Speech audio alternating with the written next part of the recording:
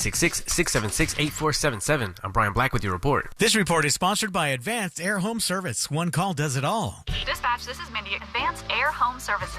Well, boy, it's getting hot out there. Now, if your AC is making funny noises, just needs a once-over, or your home isn't as cool as it used to be, visit AdvancedAirandHeat.com. Advanced Air Home Services. License CAC 1820806.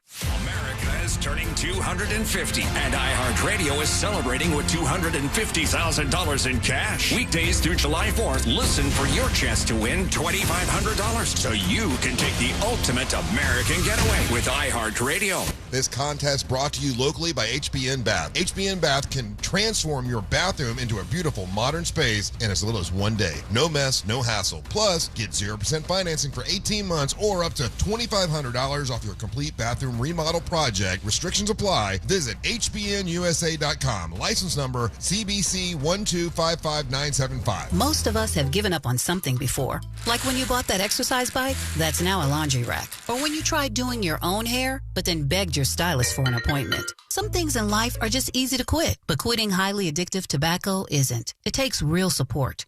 And we can help. Tobacco Free Florida offers free tools and services to help you stay smoke-free. You may be eligible to receive free nicotine patches, gum, or lozenges. Call 1-877-YOU-CAN-NOW or visit tobaccofreeflorida.com. Choose your wild this summer at Busch Gardens Tampa Bay. Get closer than ever at our largest, most immersive animal habitat, the all-new Lion and Hyena Ridge, opening soon. Delight in high-energy indoor shows and cooling water rides. And stay later for summer nights with coasters after dark and all-new drone and fireworks spectaculars on select dates now through August 9th. Go wild this summer at Busch Gardens. Save up to 55% on tickets, fun cards, and passes during our 4th of July sale. Hurry, offer ends soon. Taxes, service fees, blackout dates, and other restrictions may apply.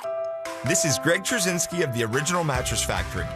One of our guiding principles is to provide great beds at a great value. Our goal is to prove this to our customers every single day. We believe in producing quality mattresses in our factory and selling them directly to you, eliminating the middleman markup. You can rest easy knowing that you're getting a hand-built mattress at a real value. Stop by a location near you. We're confident that you'll be able to see and feel the OMF difference for yourself. Learn more at originalmattress.com. Multi-Room Mayhem 3, Florida's premier multi-day poker tournament, returns June 10th through 22nd at Daytona Beach and Orange City Poker. 2 locations, a $250,000 guaranteed prize pool with $50,000 to first. Start in Daytona Beach June 10th through 14th. Then head to Orange City June 17th through 20th. Buy in for just $250 and take your shot at summer's hottest poker event. Multi-Room Mayhem 3. Get your seat now. If you're the victim of a car crash, never rush to settle with the insurance companies and never settle for just any attorney. Demand Anna Jar Levine. Call 1-800-747-FREE for a free consultation and take back control of your life. In Office Orlando. The bar's set with Top Shelf Country Cruise, and 2027 is taking it even further. You're not going to want to miss this. Sail aboard the luxurious Celebrity Summit, departing from Tampa, stopping at Bimini, Key West, and Cozumel, and catch performances by Riley Green, Chris Young, Lauren Elena, and Randy Hauser. Introducing the exclusive Veranda Plus stateroom with these amazing perks. Embarkation day lunch, daily breakfast in blue, afternoon hors d'oeuvres, and a beverage package, all included. Reserve now at TopShelfCountryCruise.com. Do you have AC needs? Turn to the experts at Carrier. Go to millsair.com. iHeartRadio FIFA World Cup Update. 5 days of the World Cup are now in the books. Yesterday saw Belgium earn a late draw against Egypt. What can they produce? This time Lukaku only just on and has the magic touch. Today we'll see some of the game's biggest stars on the field. Argentina and Lionel Messi will begin their bid to repeat as champions, while France and Kylian Mbappe are also in action. For live Fox coverage, search World Cup now on the free iHeartRadio app. Coming to you live from the JustCallMo.com studios. Accidents happen, but Mo's here to help. Injured on the go? Just call Mo. Visit JustCallMo.com or call 1-800-CALL-MO. This is WTKS-FM HD1 Cocoa Beach, Orlando, an iHeartRadio station. Guaranteed human. Now, your chance to win $2,500. Just enter this nationwide keyword on our website. Birthday. That's birthday. Enter it now. Someone's going to get offended. It's just the way the world works. So to hopefully save everyone a little time and or energy, here's this. The opinions that you hear are those of the host and callers, and not those of iHeartMedia, its management, or advertisers. The News Junkie is on. The best friends you never knew you had, running through the most viral stories of the day.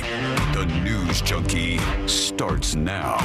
It is Tuesday, June 16th, 2026. Lots to get to today. From a huge fight breaks out to an 80s Hollywood icon has an emergency on a plane, and details on a plan to attack the White House UFC fight. Plus your calls, dispatches, emails, texts, and more. C-Late is here. Cleared for takeoff. You are with us, and you can send us a dispatch as well. All you have to do is go to thenewsjunkie.com, hit record on your first dispatch today. You can also watch the show on YouTube and twitch.tv/thenewsjunkie. Your messages rolling right to the studio in real time. And it is, friends, a Share the Show Tuesday. Yeah. Do it, baby. That's right. That means you share the show. It means you tell somebody about the News Junkie radio show. This fine station, this stream, you hit that like button, you do something, and you look sexy while doing it. That spreads the word on a Share the Show Tuesday. All right, here we go. Let's get started as we always do. Let's start with somebody who is a hero, C-Lane, out there in the viral world. Love these moments. I think this video is of me. It's not you. I don't know. I can't see all of the heroes on this particular video, so maybe you're in the crew here. But I seriously, very much doubt it. Okay. Just for lots of reasons. But this is amazing. This was the Volusia County, Florida Sheriff's Office. There was some woman who they spotted way out in the ocean, and they said, "We think this woman is not doing well out there," and they were right. The woman was drowning, and they sent the crew out to save her, and she was not breathing. When they brought her up on the beach, they went into the water, grabbed her by the arm to drag her. They got help from some people. Dragged her up on the sandy beach.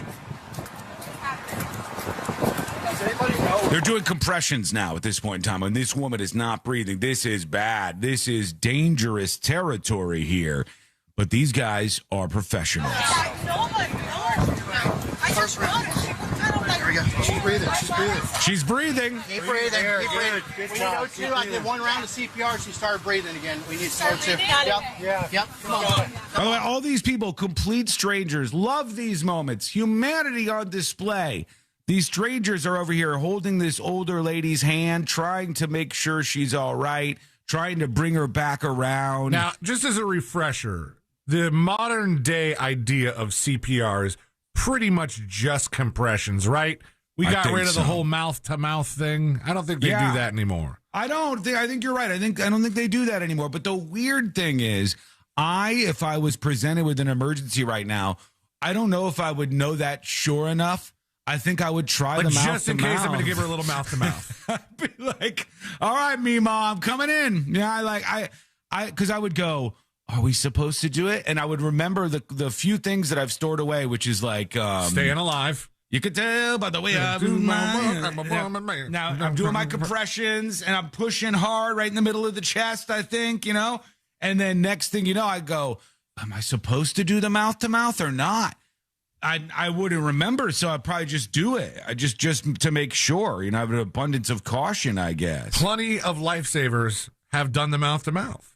You would just be among them now. Yeah. And then later they would probably tell you, like, okay, buddy, we really appreciate the helping hand, but part of that was unnecessary. That was dated, sir. Yeah, that was absolutely especially the dated. tongue. Especially, yeah. They're trying to get her to take a breath here. Come on, girl. Breathe. Yeah, you got a non-breather. They're rubbing her arms. Have a bag. Come on. Come on, breathe. Come on. You can do it. Big deep breaths if you can hear me, girl, okay? Squeeze my hand if you can feel it. Keep going. There we go. There she goes. Come on, breather. Oh, okay. Come on. Okay.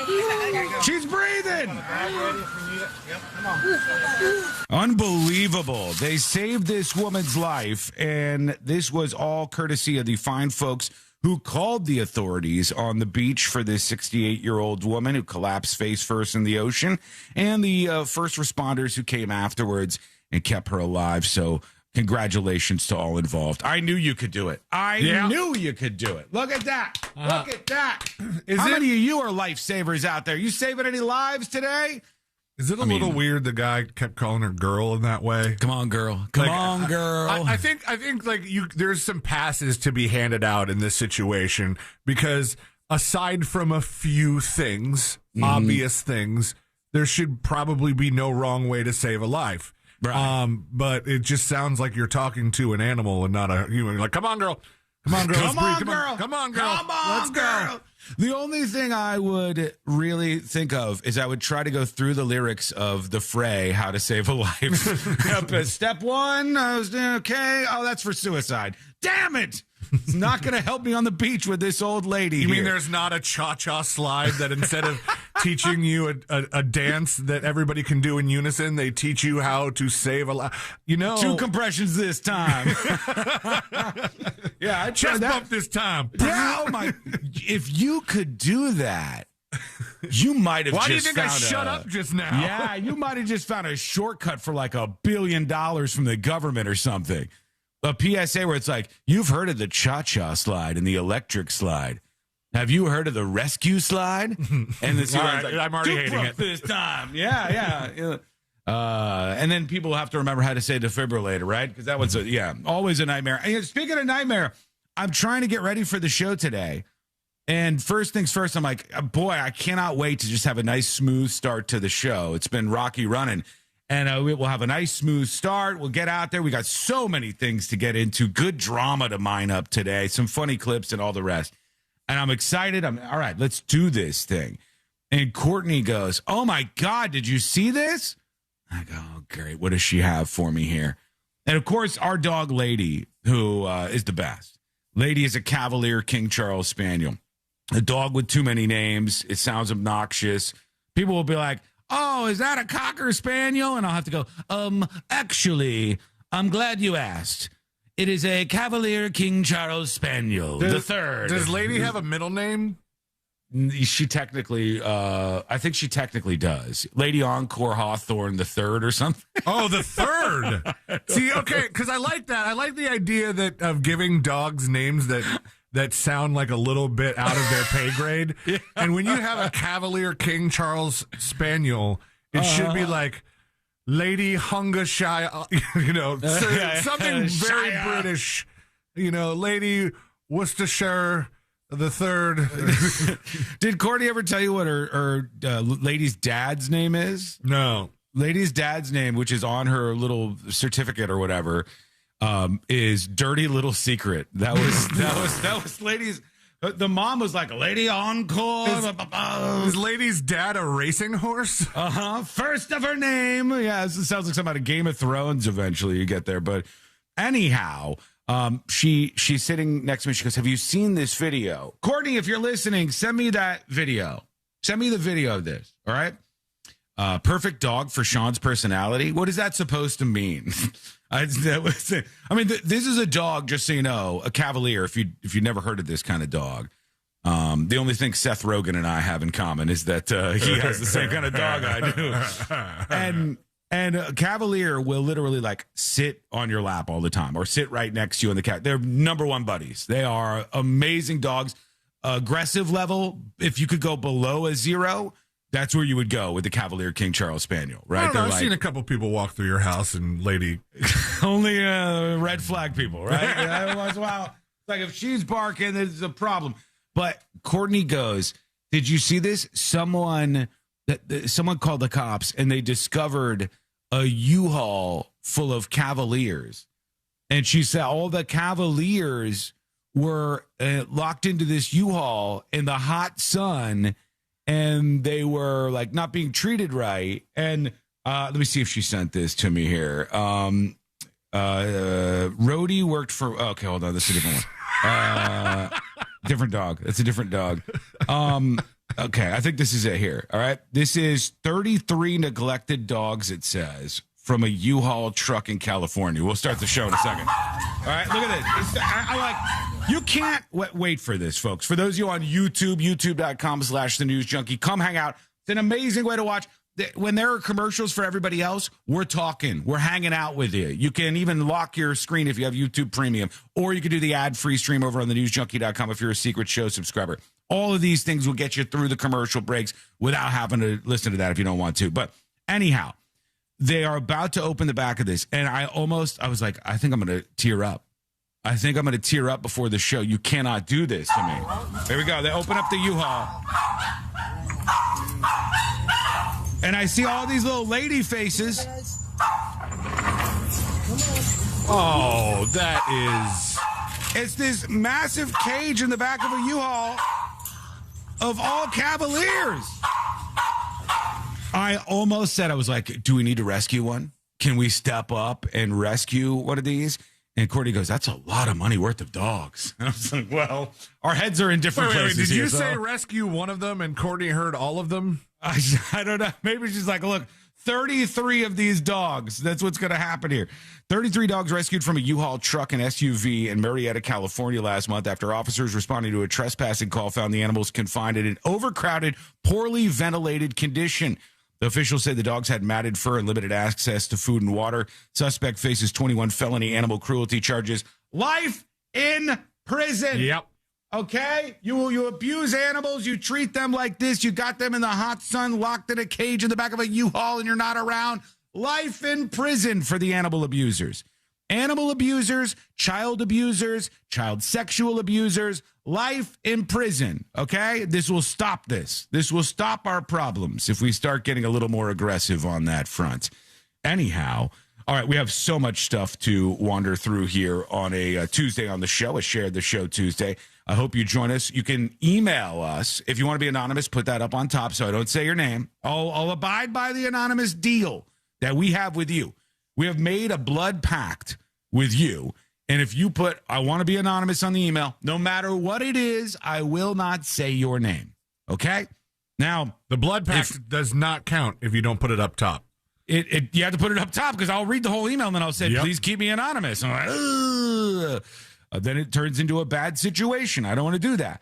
But if you like to get your voice on the show next to ours, I'd love to hear from you. First-timers, right to the front of the line today. In fact, we're going to work some dispatches in the next couple of segments here. Record your voice response over on thenewsjunkie.com or in the News Junkie app right now. When we come back, they just released a PSA sort of thing, a warning for Americans. And I got to tell you, let me see how long this is. Don't show this just yet. It's 1 minute and 16 seconds. And it's the weirdest safety alert I have ever heard in my life. We have to digest this. Is this the one from a place we've kind of been to before? Maybe. We'll see. We'll find out together. It's a weird safety alert. I'm going to play it for you so we can all be aware of what we need to worry about. We'll talk about everything else going on viral on planet Earth today here on this lovely Share the Show Tuesday. And so much more. And it's coming up next on the News Junkie.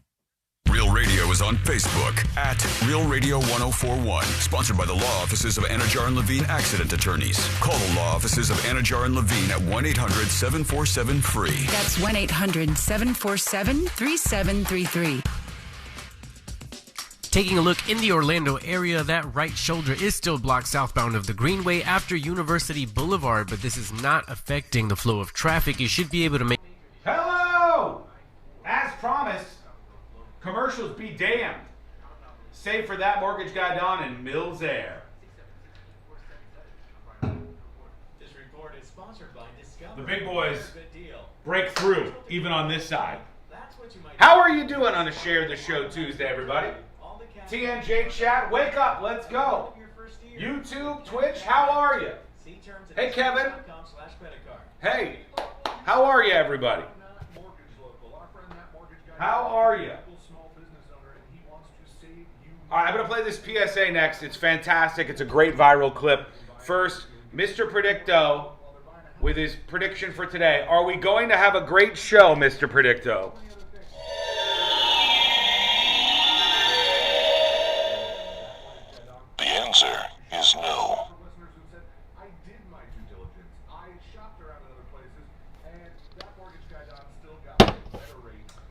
We're going to have to push past that. That's not great news. Admittedly, that is not great news. But we are going to push past. We are going to have a winner of a show today. Unbelievable. Not great. Hey, Avendisora. Hey, Ghost Bird, who says overcome Predicto. That is a bad omen, yeah. Hey, Living La Vida Local. Barbecue Baby. Hey, everybody, jump on board. Couple of minutes, and we're back live on the show. I am telling you, no lies, no nonsense. If Courtney was like, well, they're trying to find homes for these 33 Cavaliers, I would have been like, we can at least take one and try to find it a permanent home. We can at least take one of them in. Like, I would have rescued it. I would have done it. Does Skull Mike have a sponsor yet? No, it doesn't. But Skull Mike should be sponsored, actually. Good call. If you are a company out there that would be interested in sponsoring Skull Mike, please email me with large bags of money to tips@thenewsjunkie.com. Tips, T-I-P-S, at thenewsjunkie.com.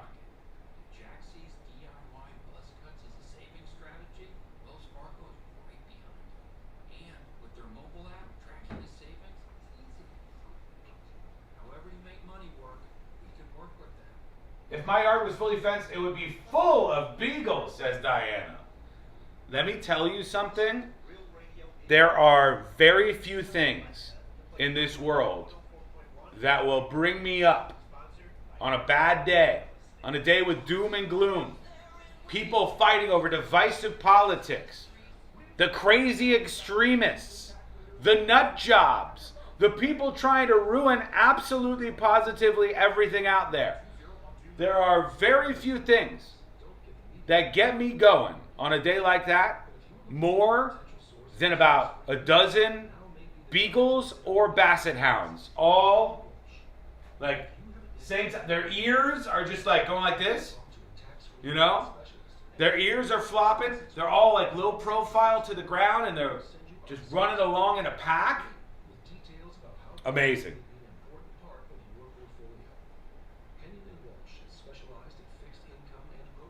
Do you know a pack of beagles is called a camaraderie? Anybody know that? A camaraderie of beagles?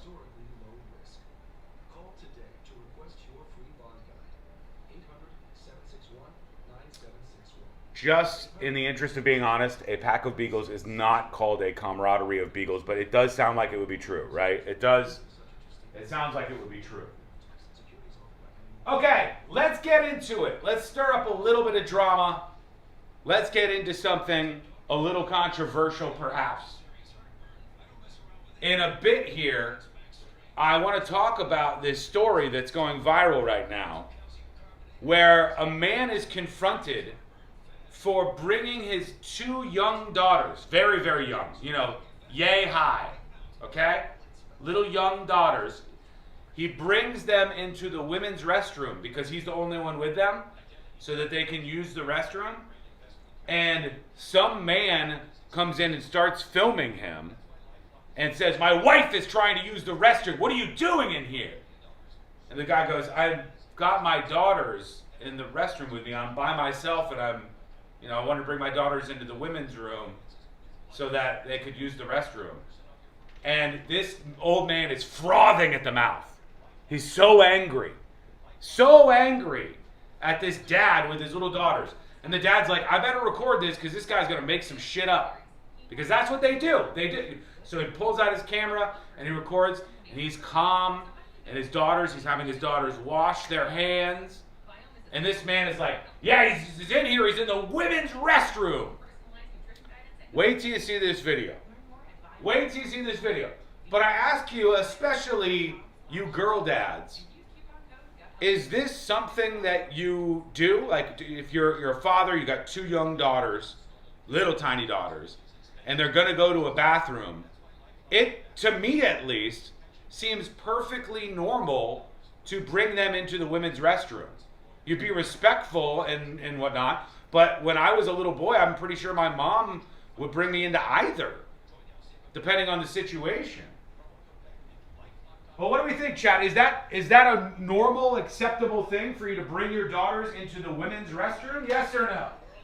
I'll play the video for you in a minute or two. LifeLock.com. 1-800-LifeLock. Promo code BECK. LifeLock.com. Terms to apply. The biggest FIFA World Cup ever has started. The most goals the United States have ever scored in a World Cup game. The only place to hear the action for free is iHeartRadio. iHeartRadio and Fox Sports are bringing you every match of FIFA World Cup 2026. Live. Lock in your preset now on the free iHeartRadio app. Just search World Cup. Don't miss Team USA's next match Friday at 3 p.m. Eastern against Australia. The world is listening. Are you? For all your plumbing needs, go to modernpi.com. Now, your chance to win $2,500. Just enter this nationwide keyword on our website. Birthday. That's birthday. Enter it now.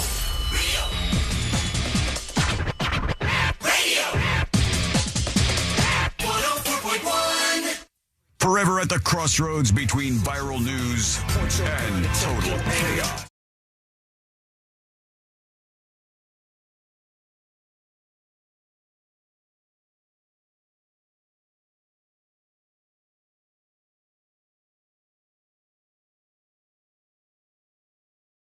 We're going to have some fun today. While everybody else wants to be miserable, we'll get you through the workday. Hang out with us here on the show. Learn more over at thenewsjunkie.com. Of all the things to be worried about, I don't know if I had this on my list, C-Lane. I don't know if I did. You know, I've got snakes a little bit. I kind of grew up with a lot of snakes around me. Spiders, just don't like them. Not a fan. Not that long ago on the show, during one of the segments, killed a spider on the desk here. Uh-oh. Now, there has been people after that who said that has caused my spate of bad luck. I don't know if that's true. They do say killing spiders causes bad luck. Now, do they? I have heard that, but I wonder when people bring up these little things that they've heard. Oh, yeah, you say killing spiders causes bad. I wonder if that was like started by Big Spider or PETA or something that's like, we need to do like a really grassroots campaign to make a superstition that would kill less spiders. Kind of genius. Wouldn't put it past them. Yeah, and then you know what? One of the things is you might go, like, people wouldn't abide by that. Folks, especially you younger folks, I talk directly to you Zoomers right now. I talk to you Gen Alpha, the handful of you that listen to talk radio. Thank God for you. You're the future of our country if you're listening to this show. But I bring you this little piece of information. Back long before you ever were on the internet, there used to be a lot of things that were different. Number one, to get a song would take maybe an hour for one song in a wave format. It would be not that good a quality, and you would still be happy about it. But the other thing that was ever present, besides the noise of all the connection sounds that your phone was making, besides all of that and all the noise that your phone was making, the main thing that stood true was old people were super scared if you told them if they didn't forward an email, they would get bad luck. Mm-hmm. They got very scared about that. And when they heard that there would be a spate of bad luck in their lives, they would immediately forward that email to 956 friends. I actually had, I don't know if this one was the threatening type or the you get something out of it type. I think it was the you get something out of it type. There was two kinds of chain letters. And not to say that there were a couple of them that did both. They were like, if you forward this to 10 people, great things happen.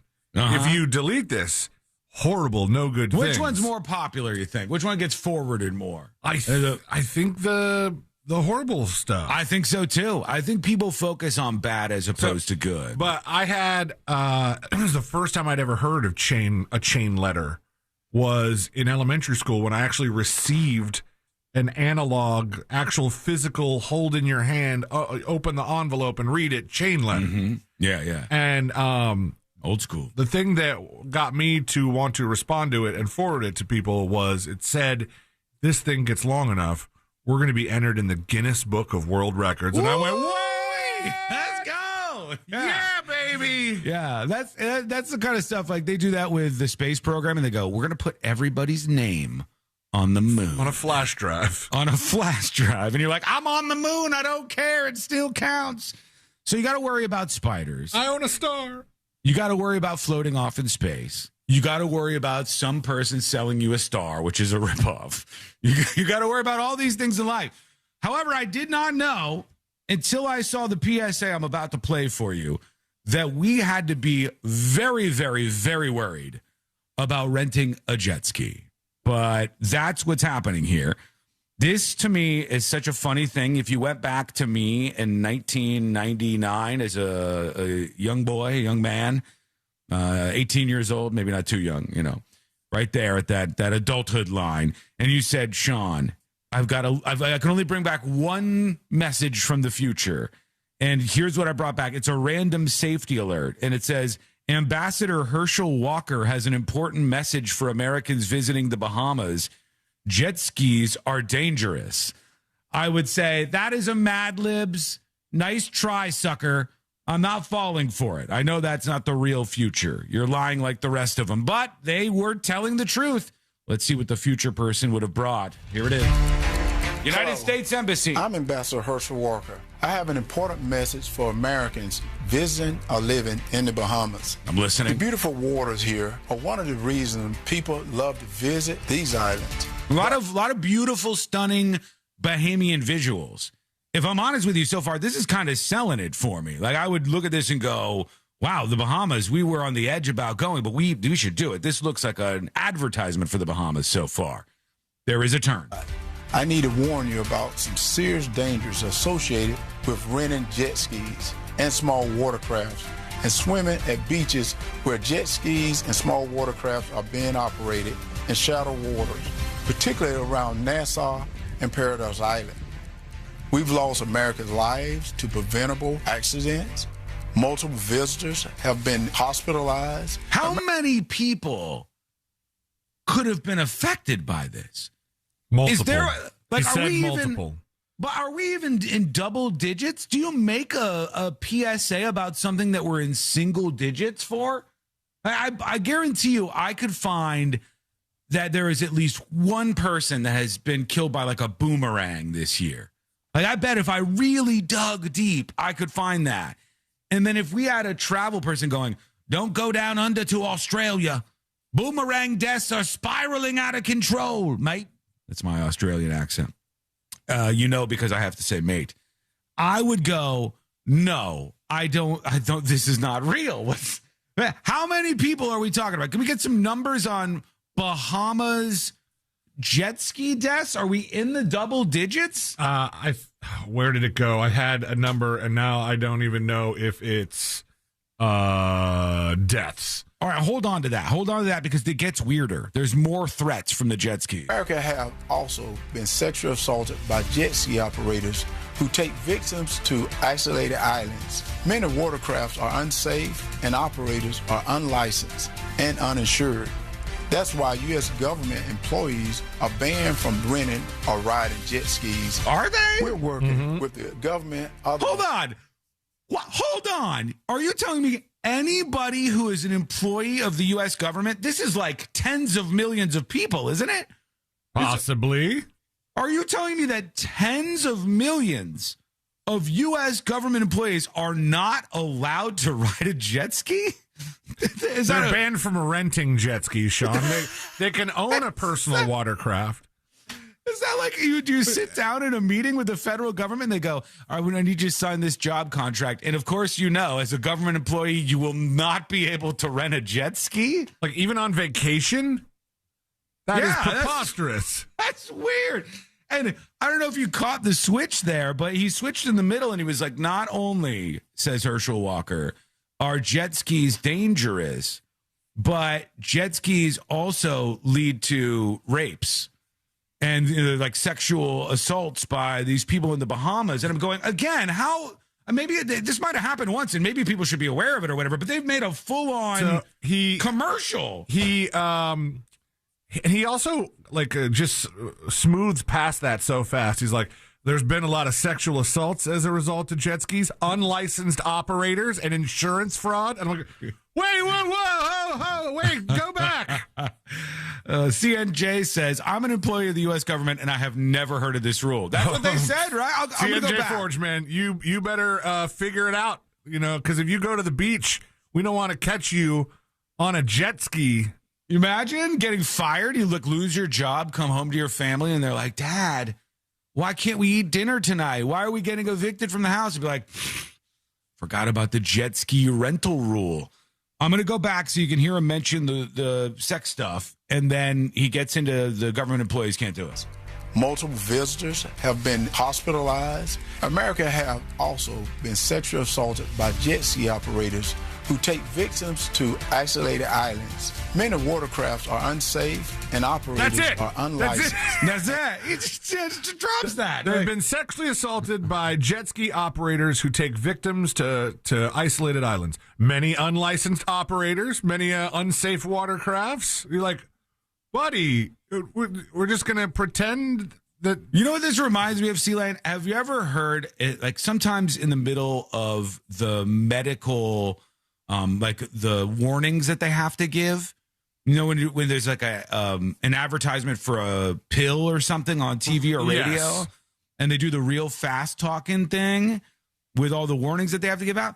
Every once in a while, there's one in the middle where you go, wait, what did he just say? Like a side effect. Did he say diarrhea tsunamis? What the hell is that? Side effects may include headache, nausea, your penis might fall off, a little bit of high blood pressure, and hives. Like, they just worked that in there, and you go, wait, hold on, what? Uninsured. That's why U.S. government employees are banned from renting or riding jet skis. Really? We're working with the government. Is this just in the Bahamas? Is this everywhere? He didn't say. He said renting or riding? He said renting or riding. He said all. Again, give me a moment. I know he got you searching multiple things, but you open a lot of tabs. One more tab. How many total U.S. government employees are there? 20 million?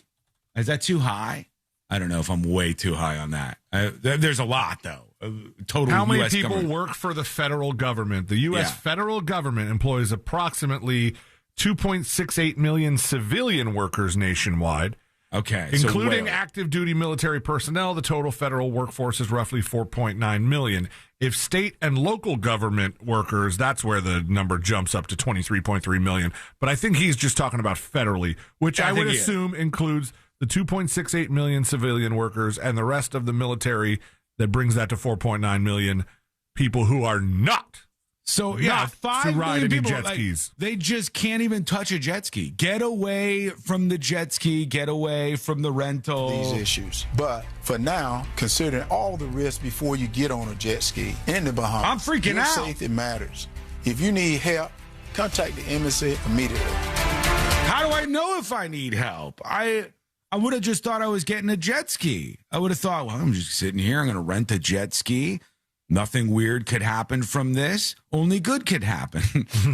nothing bad could happen. It could only good happen. It could only good happen, right? What could possibly go wrong with renting a jet ski? And now nothing Herschel bad Walker, can happen. It can only good happen. It can only good happen when I'm getting my jet ski. But no, Herschel Walker's like, you're gonna get raped. Wait, what? What's? Maybe this is legit a big problem. And so some of the memes.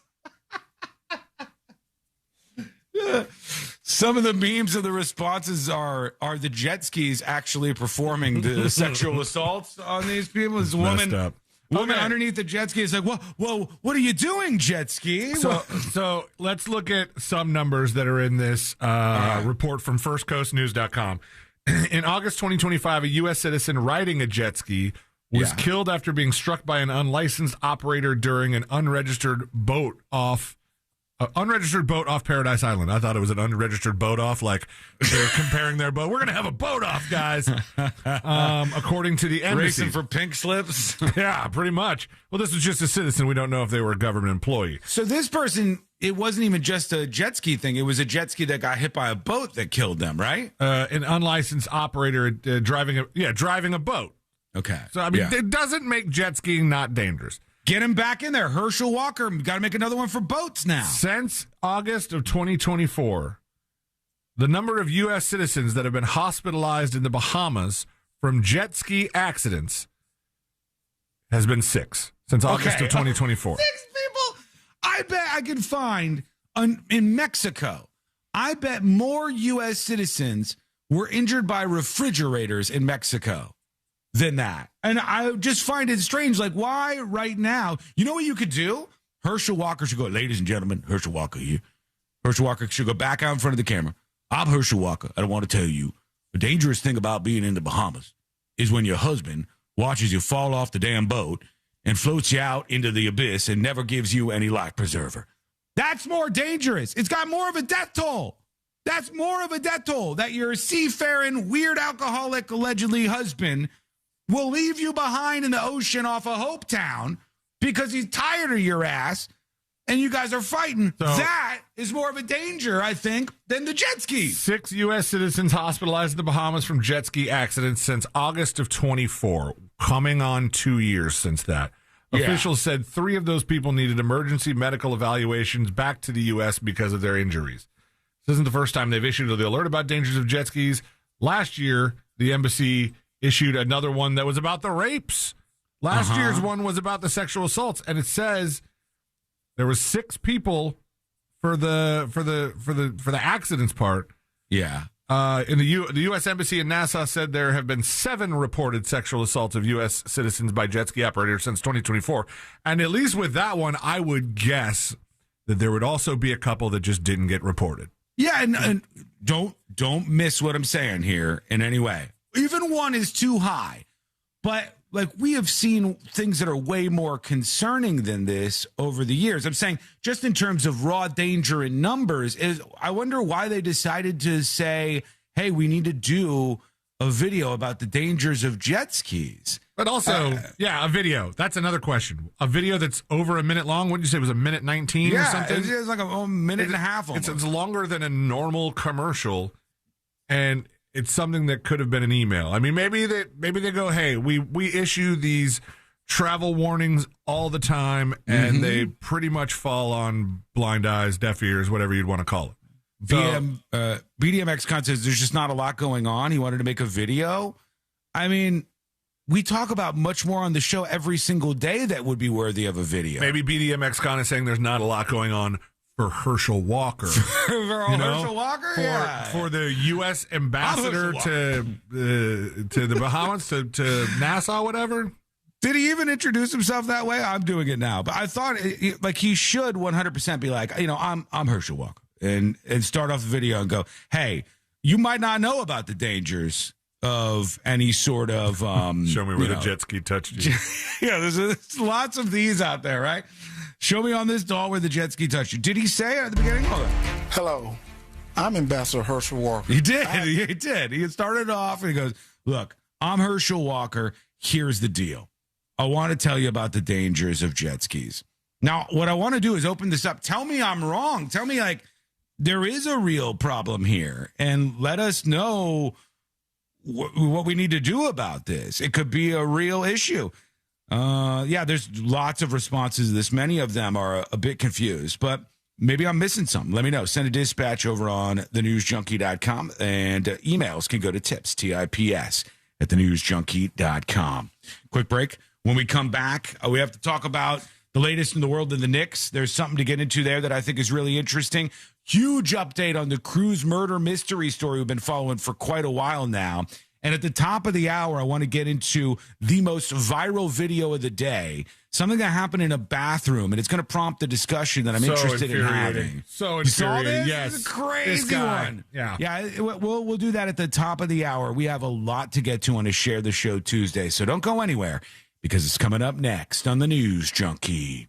Classic Alternative this weekend on Real Radio 104.1.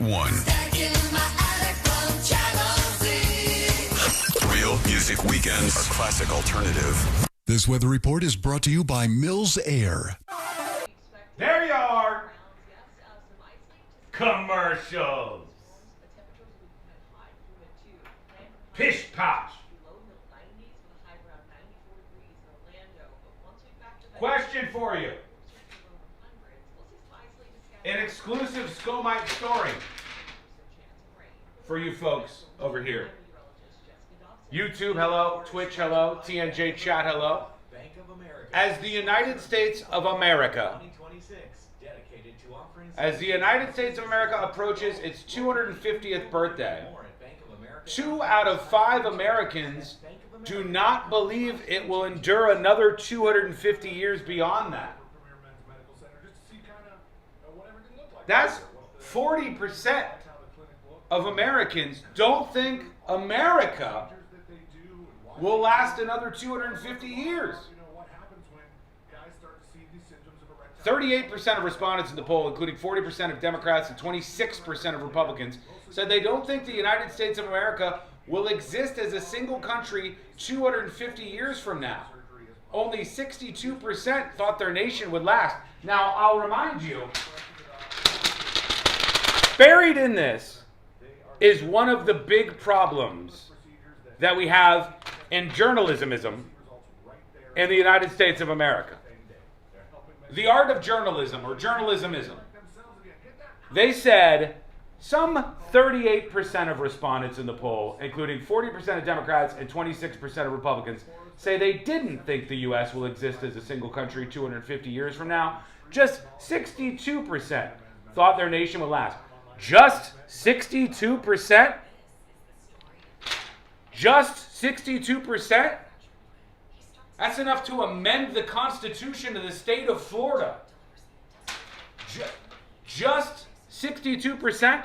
When Courtney brought Lady to the vet last time, brought Lady in, said, here she is, make sure she's doing okay. The vet looks at the dog, and the vet was very, very nice. Said she's healthy as can be. She looks great.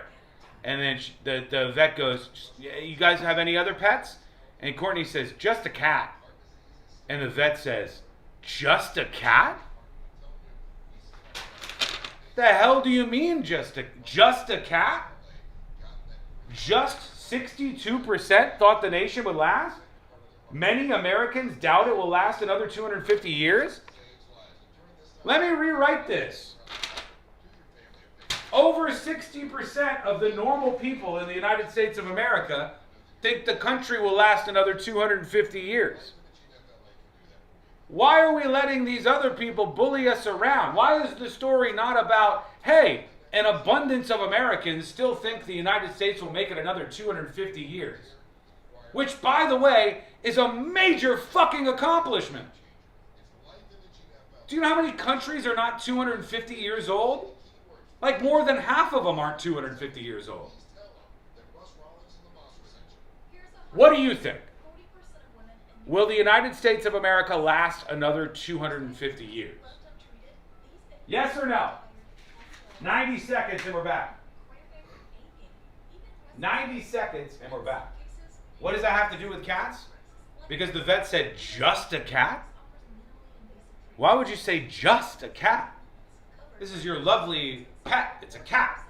It has a name. It's got a life. It's not just a cat. And it's not just 62% of Americans. That's the majority of us.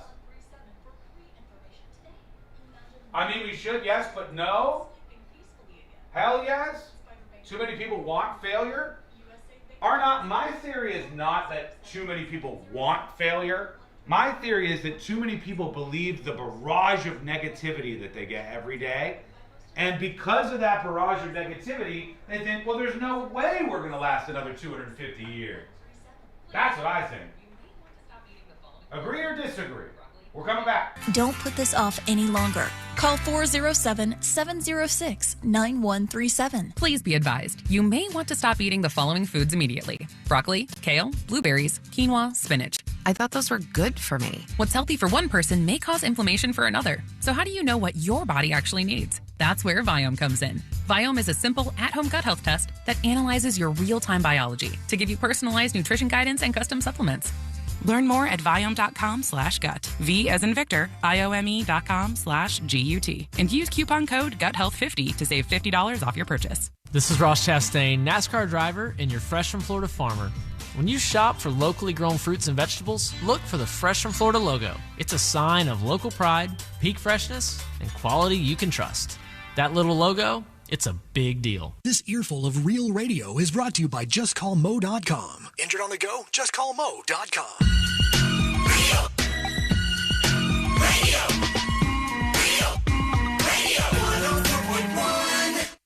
High diving face first into the world's most viral newsroom. This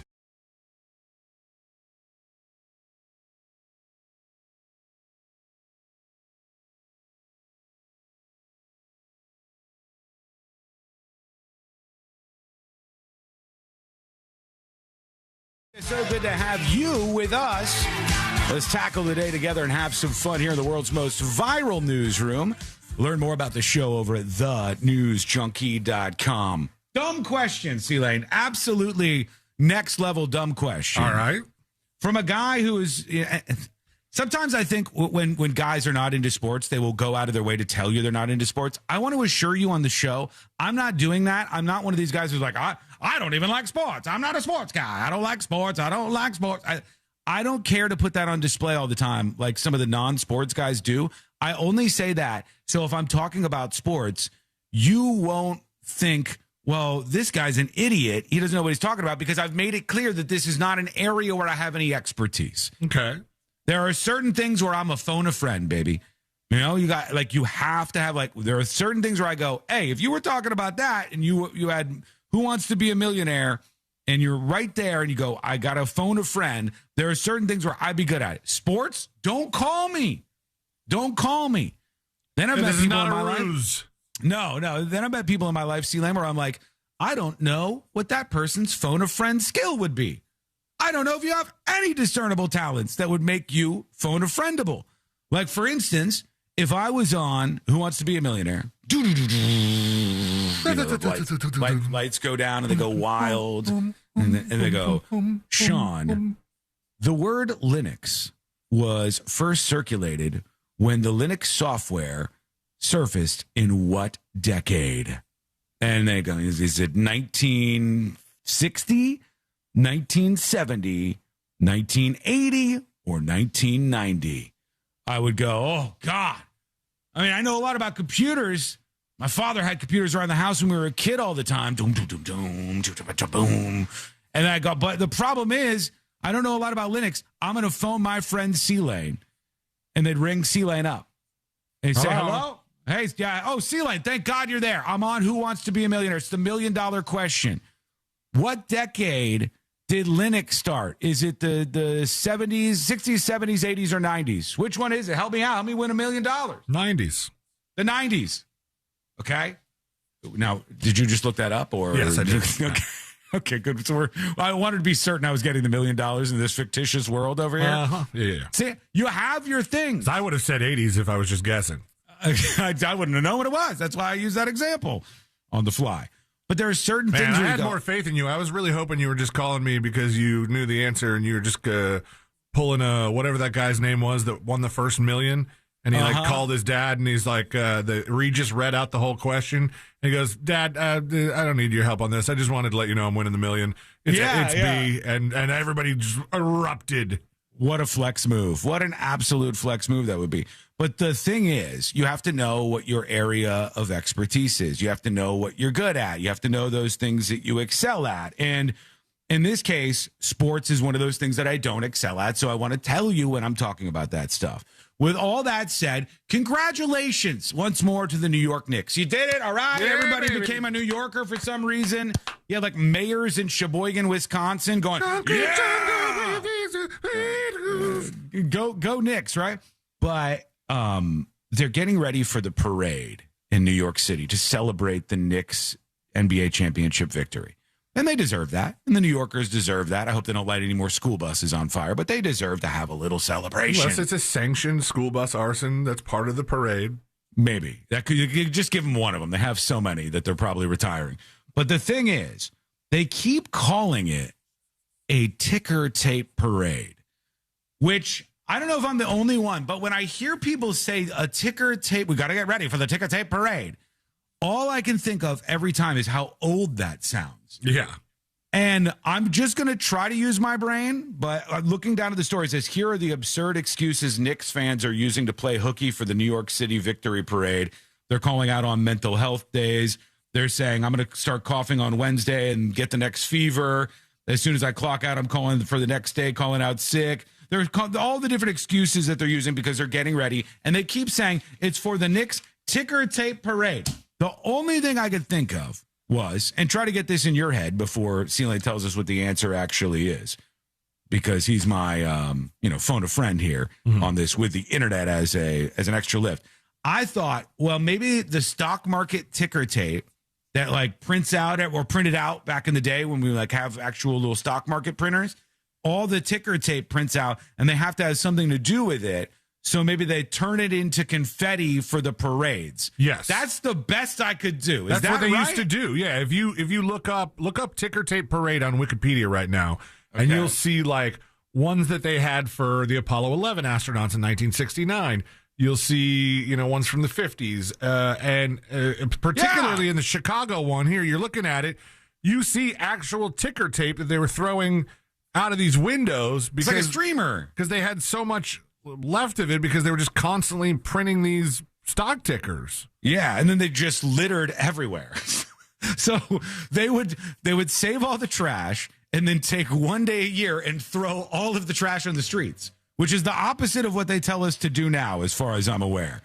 But yeah, it says the ticker tape parade is an event held in an urban setting characterized by large amounts of shredded paper thrown into the parade route from the surrounding buildings, creating a celebratory flurry of paper.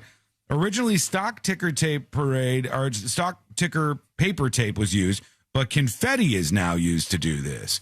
And if they're using confetti, I can only tell you from personal stories, yikes. For Secret Show, I think 100 in my studio. For Secret Show 100. I don't know how many we had. We had these confetti cannons, and lots of people had them. Like maybe 6 or 8 people had them. Mm-hmm. And at the same time, we're like, we did it! Secret Show 100! Bam! And they all fired off. Coincidentally, if you go back and watch that episode, the studio I'm in looks shockingly different than it does right now. It very much does. But we had all these people. We had probably 25 people in my studio.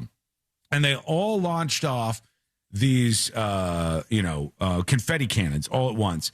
And that was Secret Show 100. We're now on Secret Show 467. 467. 367 secret shows ago. And there's one a week, folks. So do the math. You can see that this happens, that there's been a long time. And I am still finding chunks of confetti all around my studio. All the time. I'll be under the desk or under the couch. I bet I could reach under here if I wanted to. If you sit where I sit behind Mega Desk, and just shove your hand in between the couch cushion and the side of the couch, it's there. Yeah, here you go. Here, proof. All right? I just reached under my desk, pulled out a piece of confetti that is from 360 plus secret shows ago. They are going to do this all over these streets. Isn't there a less littery way that we can celebrate this stuff in 2026? Less littery. Yeah, littery. Isn't there a way with less litter that we can utilize to do this? I feel like we might be able to, but I do want the folks to be able to party. I want them to have a good time. Enjoy yourself, Knicks fans. Yeah, but New York City, we're talking about your studio there having 7+-year-old confetti in it. Yeah. New York City has confetti every year. I mean, they fill the air in Times Square with confetti after the ball drops. Yeah. I think they do a decent job of cleaning that up. Yeah, I don't see it too much when I go there. Somebody's just saying Sean just doesn't do a good job. There's a lot of people saying I don't clean up my studio. I clean my studio all the time. There's wires everywhere. What they do is they just hand out plastic bags to all the hobos, and they're like, if you stuff the bags with this confetti, now it's a pillow. Yeah. Then congratulations. You're halfway Try not to to kill anybody on the subway today. Tips at thenewsjunkie.com. Be thankful for your pillow. Brenda emails the show. Brenda, here, you were talking about beagles and basset hounds. So this was during Skull Mike. And trust me, it was an exciting conversation, even though it might not sound like it. Guys, tune in to Skull Mike for beagles and basset hounds. Somebody will be like, oh, yeah, you're really hyping up this Skull Mike thing, so you don't have to listen to the commercials if you're on youtube.com/thenewsjunkie. Which ironically, Beagles and Basset Hounds sounds like a podcast that iHeart would promote more than ours. Some esoteric level celebrity is on it. It's like Mel Gibson's brother and the guy from that My Cat from Hell show team up for Beagles and Basset Hounds, and they'll shove it down your ears for a couple of weeks straight. But hi, Brenda this is Bowen Yang for Beagles and Basset Hounds and Bowen. This is Bowen Yang's makeup artist from Saturday Night Live. Brenda here, you were talking about Beagles and Basset Hounds. Beagles are great, except if they go outside unattended. They want to track and they climb fences as well. They will run and run and run. Basset Hounds are so adorable. They are free home alarm systems. Love y'all. And she says, lady could use a friend, so check in on getting one of those Cavaliers that you talked about at the beginning of the show. The thing is, I'm telling you, I was in my head, I was like, we should. There's 33 of them that they found in this truck, the story I started the show with. 33 of them or more that were in the back of this truck in the heat in this little tiny cage just dying to get out. I was like, yeah, well, I'll take one. I'll take one of them right now. But yeah, I mean, I think they have homes. I think they've found a place to be. So thank you for the email. Anthony sends an email to tips@thenewsjunkie.com. He says there is no blanket government-wide rule prohibiting U.S. government employees from renting or riding jet skis on personal time. However, there are specific location-based safety restrictions and departmental policies that do apply. And he sends along the rules. And it says location-specific bans, the Bahamas. Due to security concerns, rogue operators, and a rise in sexual assaults and serious accidents, U.S. government employees stationed or working in the Bahamas are strictly prohibited from renting and using jet skis on New Providence and Paradise Islands.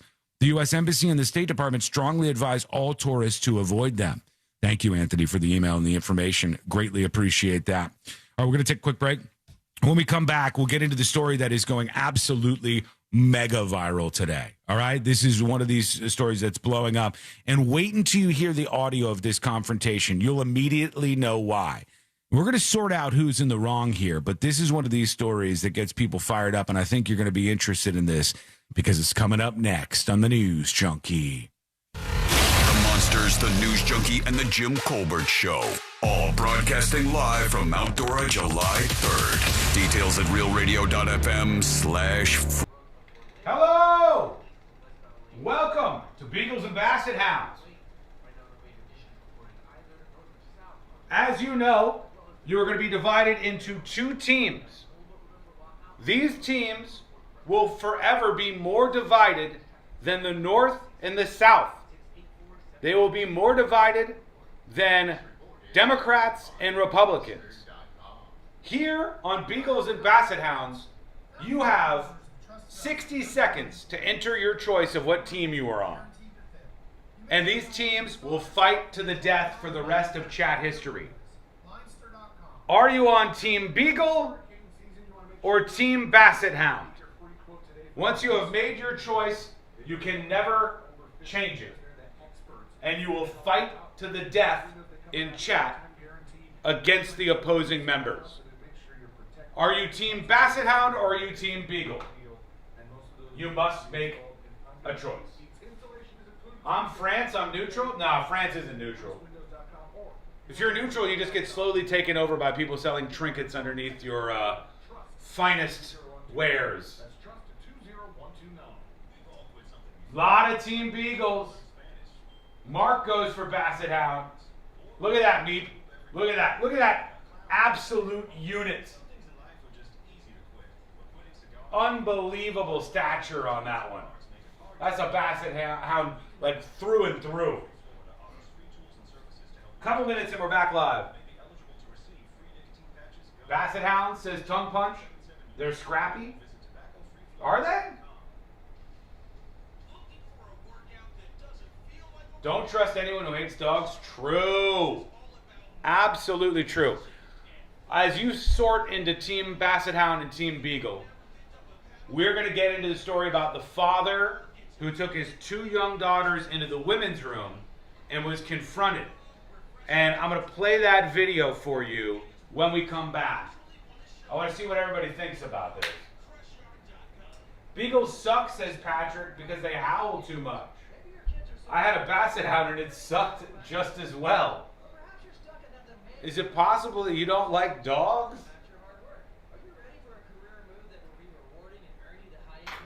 Couple of minutes and we're back. How we doing here? Oh, yeah. Oh, that feels nice. Thank you, Mills Air.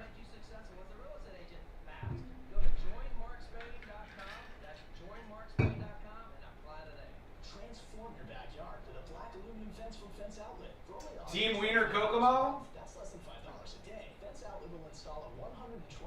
Lot of Basset Hounders. I loved our Beagle Basset mix. You know what? I don't know if I've ever seen a Beagle Basset mix. But I could picture it, obviously. It's just like combo of the two. Like kind of droopy, but not too droopy. Hello? I found the biggest bang for our buck. Oh my fucking God. What? I was laughing so hard in the produce market. What the... Can you stop buying these? Look how thick they are. What the hell? Just buy the little ones. They were BOGO. They were BOGO because nobody wanted to walk out of there with these monstrosity. It looks like a horse. Yeah, I know what it looks like. Stop buying these. Like inflatable flailing arm man. Just buy regular cucumbers. No, I like these. Buy the cut up ones. Don't cut them up. Yeah. Jesus. 90 seconds and we're back. 90 seconds. Courtney found a BOGO on beagles and cucumbers? It's just outrageous. Just buy a normal cucumber. Don't buy the one that makes people think things. This is the horny part of the show?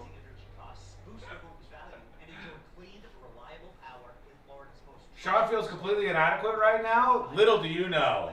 I mog those cucumbers, pal. Alright? I mog them. We're coming back. The show continues. Here we go. Get your new quote today at solarsource.com. Do you have AC needs? Turn to the experts at Carrier. Go to millsair.com. Portions of the following program were pre-recorded. iHeartRadio FIFA World Cup Update. The soccer world is still buzzing after yesterday brought a big shock to the World Cup. Cape Verde goalkeeper Bozinha spoke of what their draw with powerhouse Spain means to their country. Today, the dream come true. We compete against Spain, and it's one of the best national team in the world. Today's action will see France, Norway, and Argentina all take the field for the first time. For live Fox coverage, search World Cup now on the free iHeartRadio app. Live from the JustCallMo.com studios. Injured on the go? Just call Mo. From car accidents to personal injury cases, Mo has you covered. Visit JustCallMo.com or dial 1-800-CALL-MO. This is WTKS-FM, HD1 Cocoa Beach, Orlando. An iHeartRadio station guaranteed human.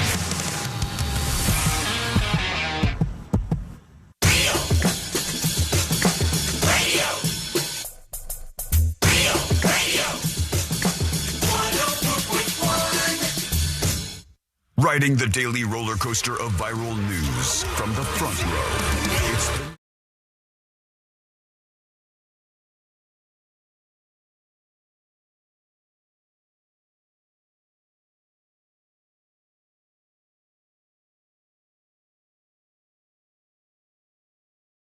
the world's most viral newsroom. You can learn more about this show over on the website. Get the app while you're there for your iPhone or Android device over at thenewsjunkie.com. This is a story that will get your blood boiling, folks.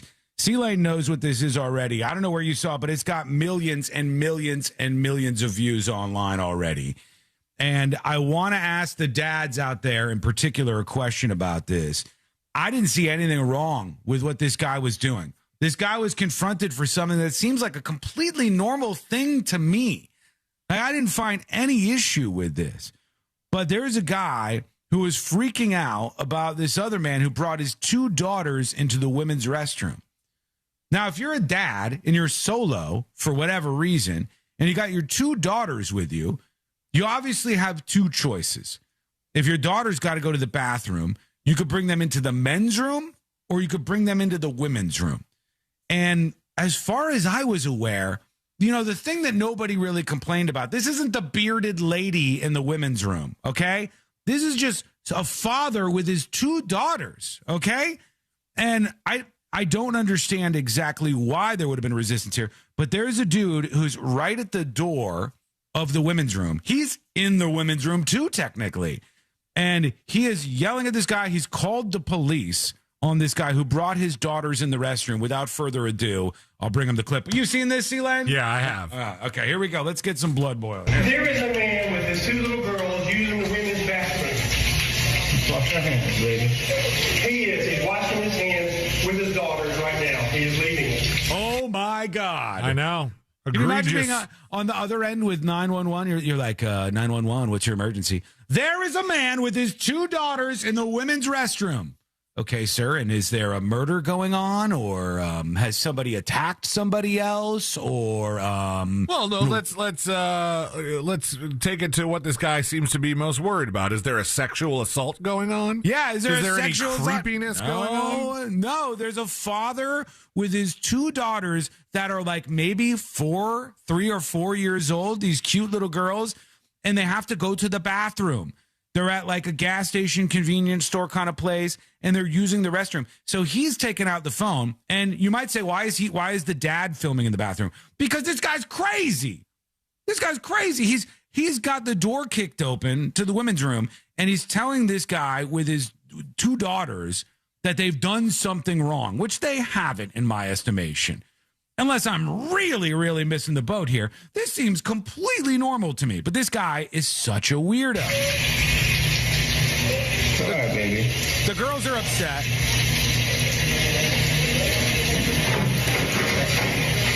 She is waiting to use the restroom with her mother, who is very ill. So now he's talking about his wife. She is waiting.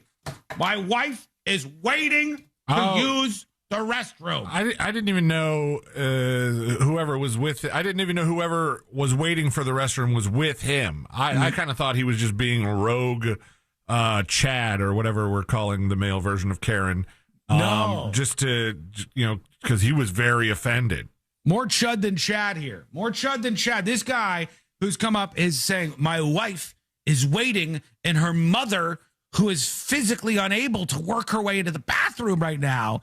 You go, oh, the grand scare of a father with his daughters in the women's restroom? By the way, if I was a father with 2 little girls, I would probably choose the women's restroom as well, because the women's restroom is full of stalls. And you could bring your 2 young girls into the stalls, and one at a time you could have them use the restroom and make sure everything was okay. You'd be closed away into the stall. If you are in the men's room, there are literally men with their genitals out at the urinals. This is quite obviously a worse place for the young girls to be, right? I mean, it just seems so obvious. And this guy's like, my wife can't get in here because his father's in the women's room. Like, this is not the grand concern. The concern is weirdos in the bathrooms. People who make women uncomfortable in a women's bathroom. That should be a woman's issue. That should be something that they can complain about if they want to. I never in my life, not one time, never, ever, ever in my life heard someone go, there was a father who dared to bring his 2, 3, and 4-year-old daughters into the bathroom. No, never heard a woman complain about that. Not once, not one time, never. But that's what we have here with this dude. He was on oxygen. It's okay. Someone on there just... Little girls are upset. Also, we're about to get to what his suggestion for what the father should have done, which was very, very stupid and just like dumb-brained. At some point he says, well, the guy should have, if he really wanted his girls to use the girls' bathroom, should have had the manager take them in there. Like, it's not the manager's job to give your kids to a stranger who's trying to do her job, and now you're asking, oh, can you please take my daughters into the restroom and help them pee and wash their hands? No. MFQ says, take them in the bathroom. You're permitted. I think you're out on the fringe on this. I think people do not find this to be strange behavior.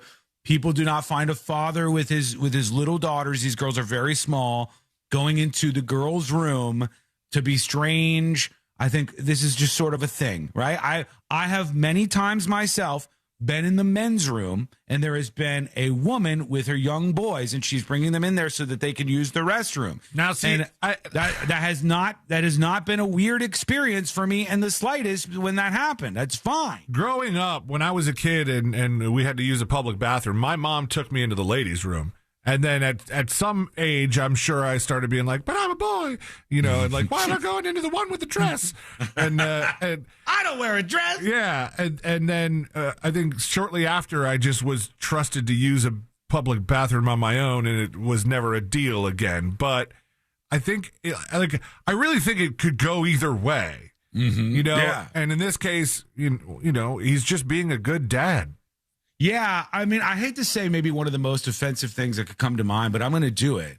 When I see a guy like this, I'm like, how absolutely positively rapeable do you think your wife is? How unbelievably sexually irresistible do you think your wife is? That a father in the women's room with his 2 young daughters won't be able to control himself. Mm-hmm. Oh, God, he won't.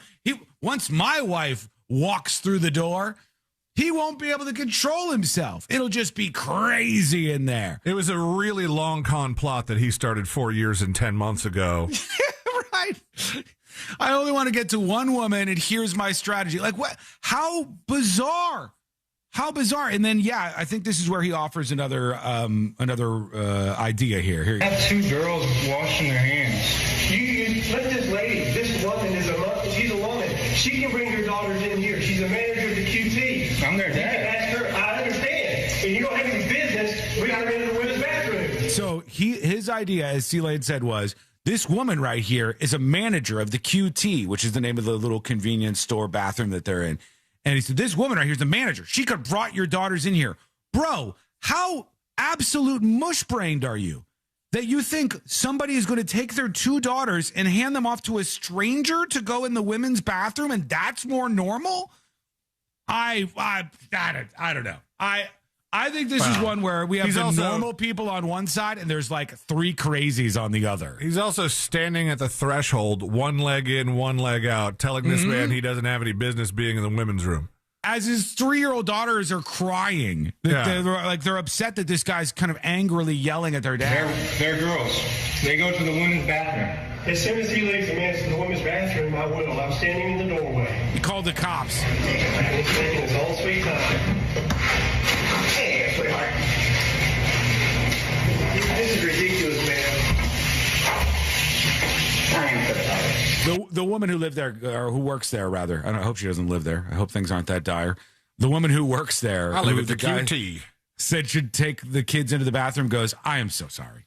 I am so sorry. This is so obnoxious that this guy has done this. Another thing I do think that I would have probably taken advantage of is, because it seems like the wrong turn of phrase, but the guy did also yell to the cops that the dude was taking his time, and I probably would go even slower. Like, sir, this is all you. You are the weirdo here.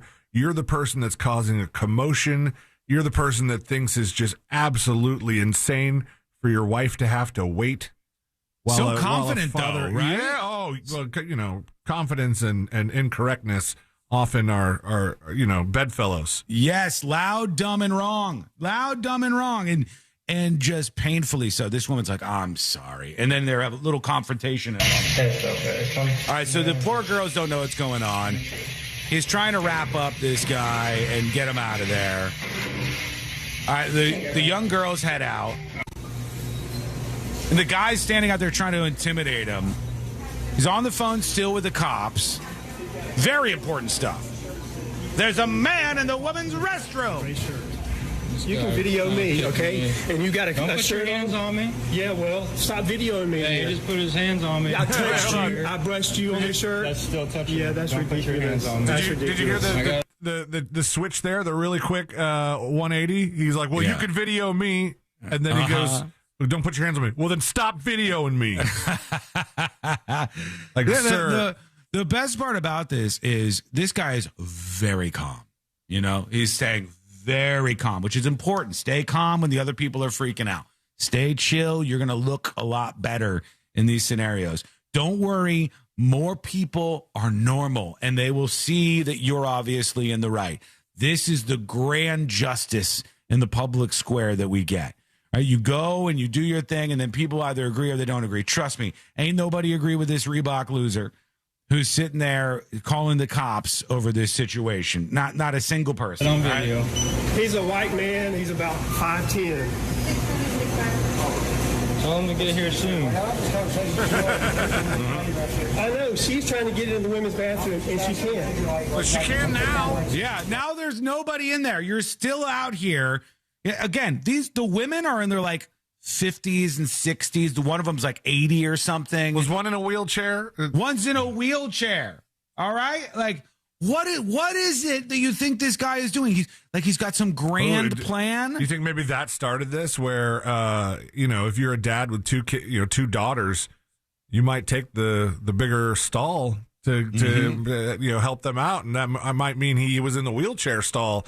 That might have been what pissed this guy off to start with.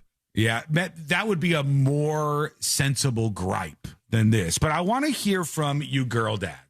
Is this something you've encountered? Have you ever had anybody do this? Do you generally go with your daughters into the women's room or the men's room? What sort of is the protocol that you have there? Because I personally think this guy seems like an absolute nut job, and I don't find this to be weird in the slightest. Then again, it's not my restroom. So, ladies, you can also chime in. tips@thenewsjunkie.com. Would this upset you even in the slightest if you saw this happening? And you can also send your dispatches, video dispatches or audio dispatches if you're a little bit, you don't want to be on the show. We want to see if we can.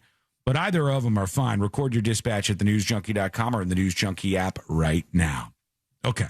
We're going to take a quick break. When we come back, I've got more updates. One on a big story we've been following for a while about that couple with the IVF mix-up where they ended up with a black baby on accident. Correct. Big twist. Big twist I didn't expect in that story. We're going to get to that. We have a bunch more to talk about on a busy Share the Show Tuesday.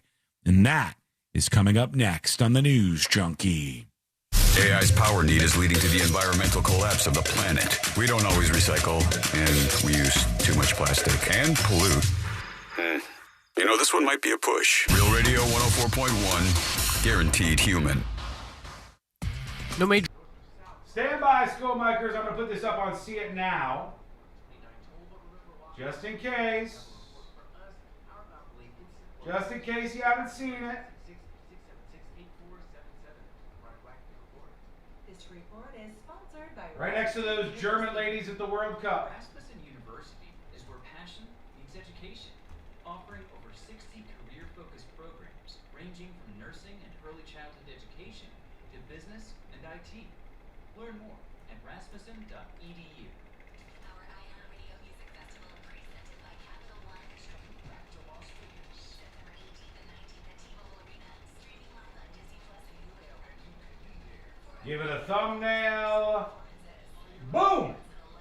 She's up. She's ready to go. She's on See It Now when you want to take a look.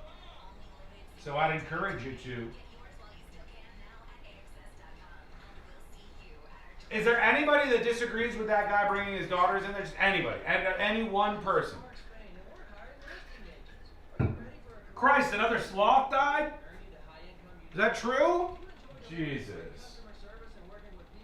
What the hell? What are they down to?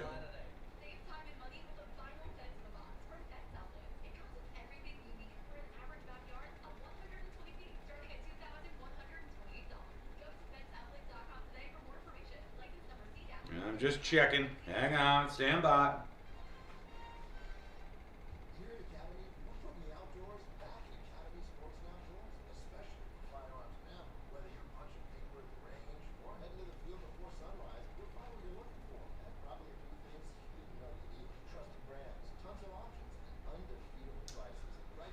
Central Florida Zoo reports fourth death of Sloth World rescues. Willow, one of 13 sloths rescued, has died.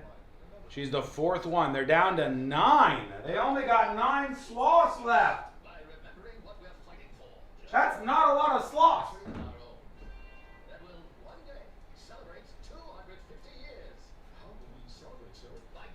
Wish there were some charges that could stick to the sloth guy? Yeah.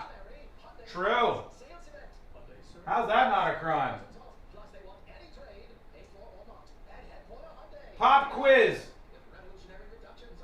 I started something yesterday to help me get clips from the show for various social media platforms.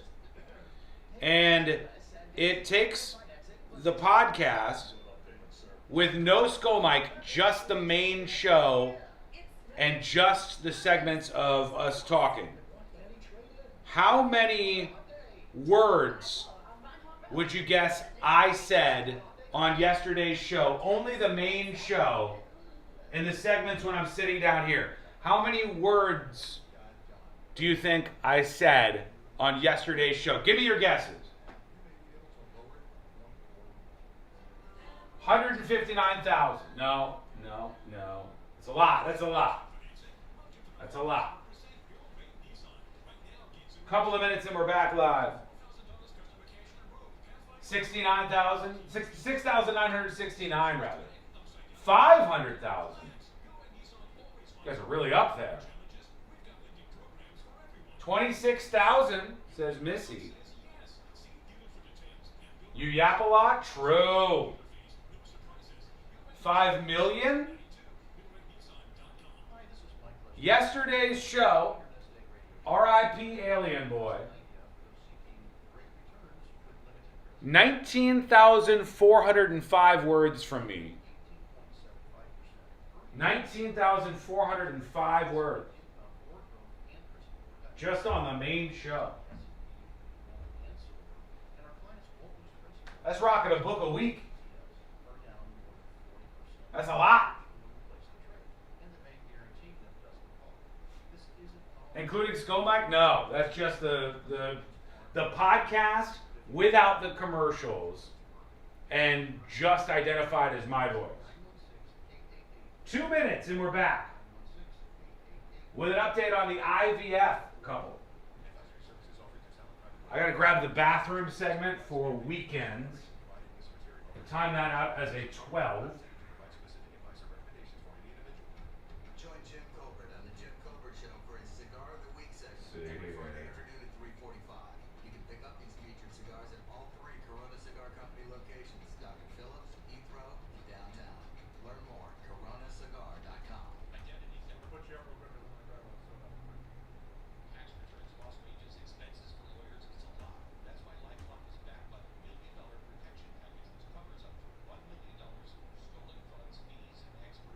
There we go. Add that on to the weekend edition front. Night Nurse says, thanks to Sun State John for the gifted subscription. Thank you. I love when people nab one of those and then they're nice enough to say, like, hey, appreciate you.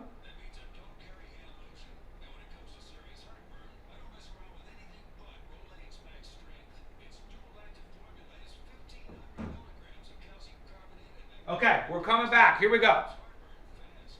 And it's time to work in some of your feedback. We worked in a couple of emails, but let's get some dispatches going. Grams of calcium carbonate and magnesium hydroxide that relieves heartburn fast. And the best part? The roll fits right here in my pocket, so I can get back to moving mountains. Rolade spells powerful relief. 1,500 milligrams is our highest amount of antacid per tablet. Read each label. Use as directed. Keep out of reach of children.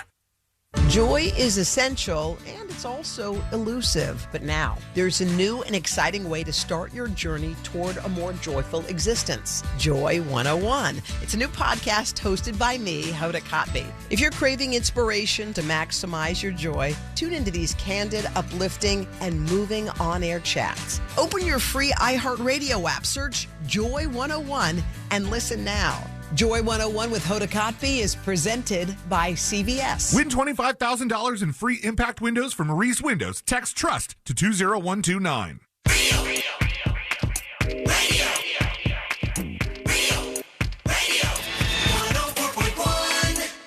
When good things go bad, bad things make headlines. This is the new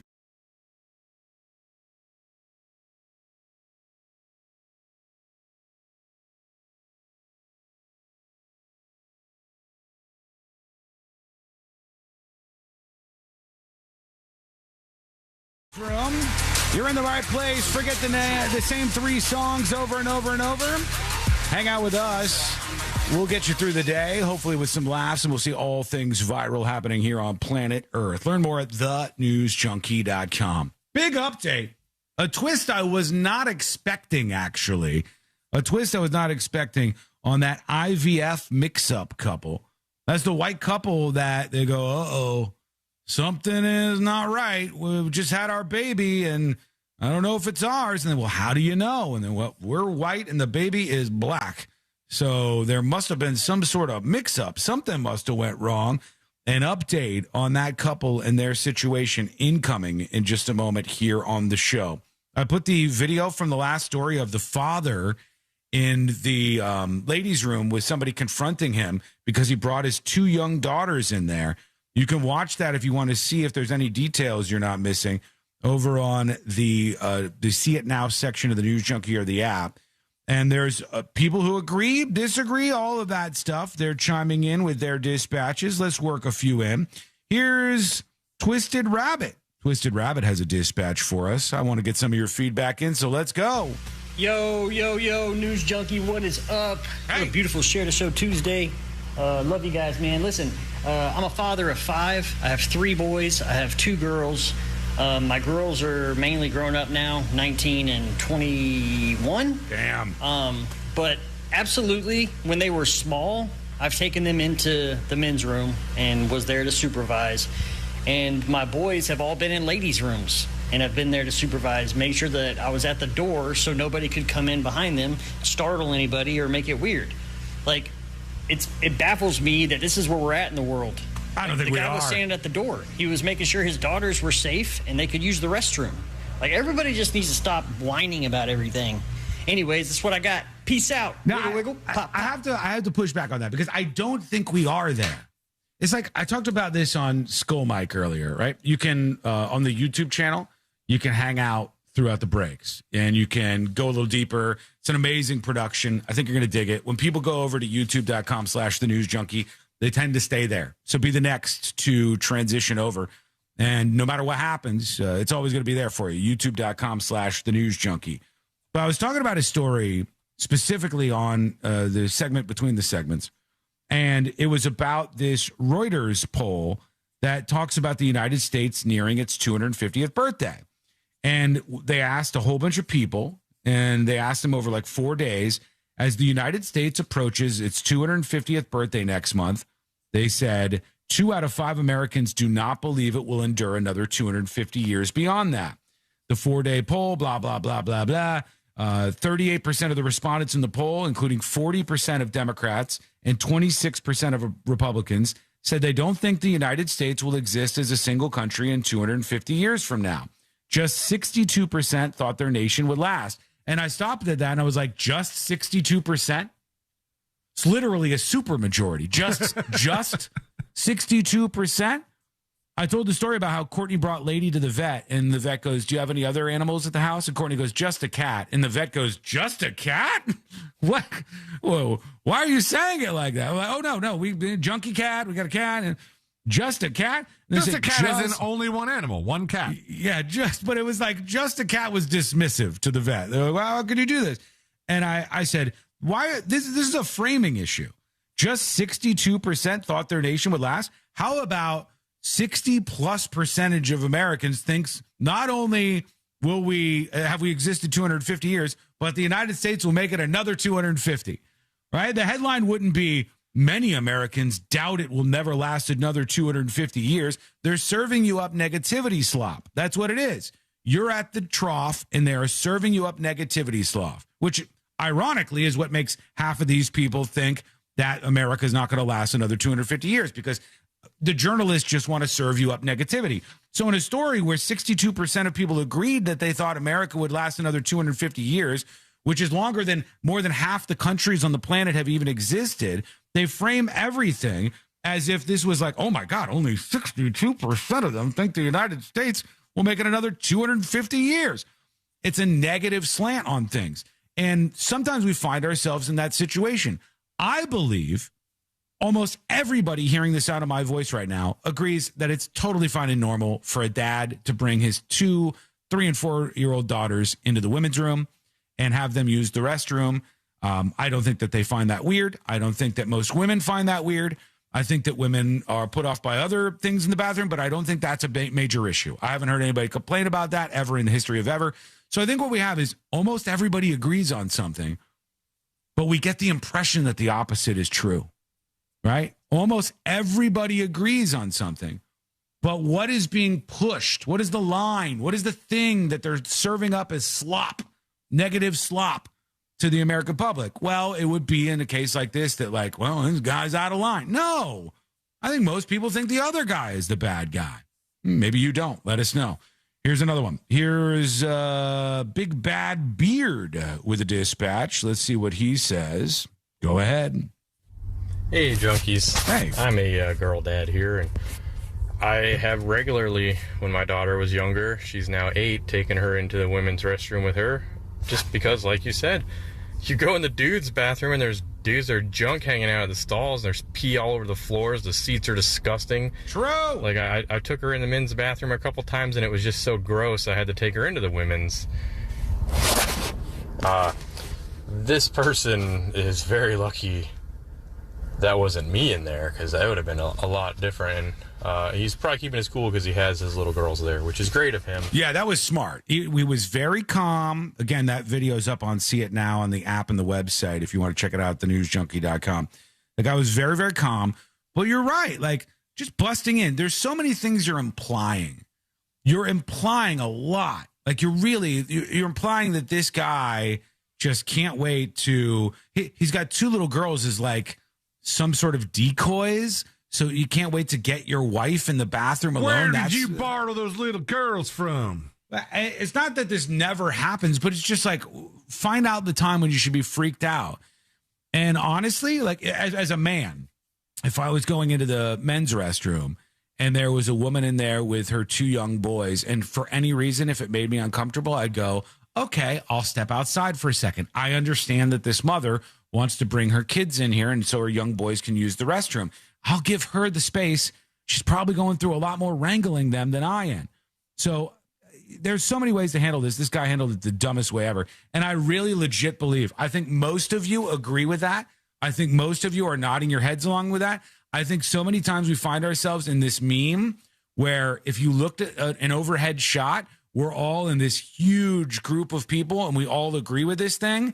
And then there's like 4 people who disagree and they get the spotlight on them.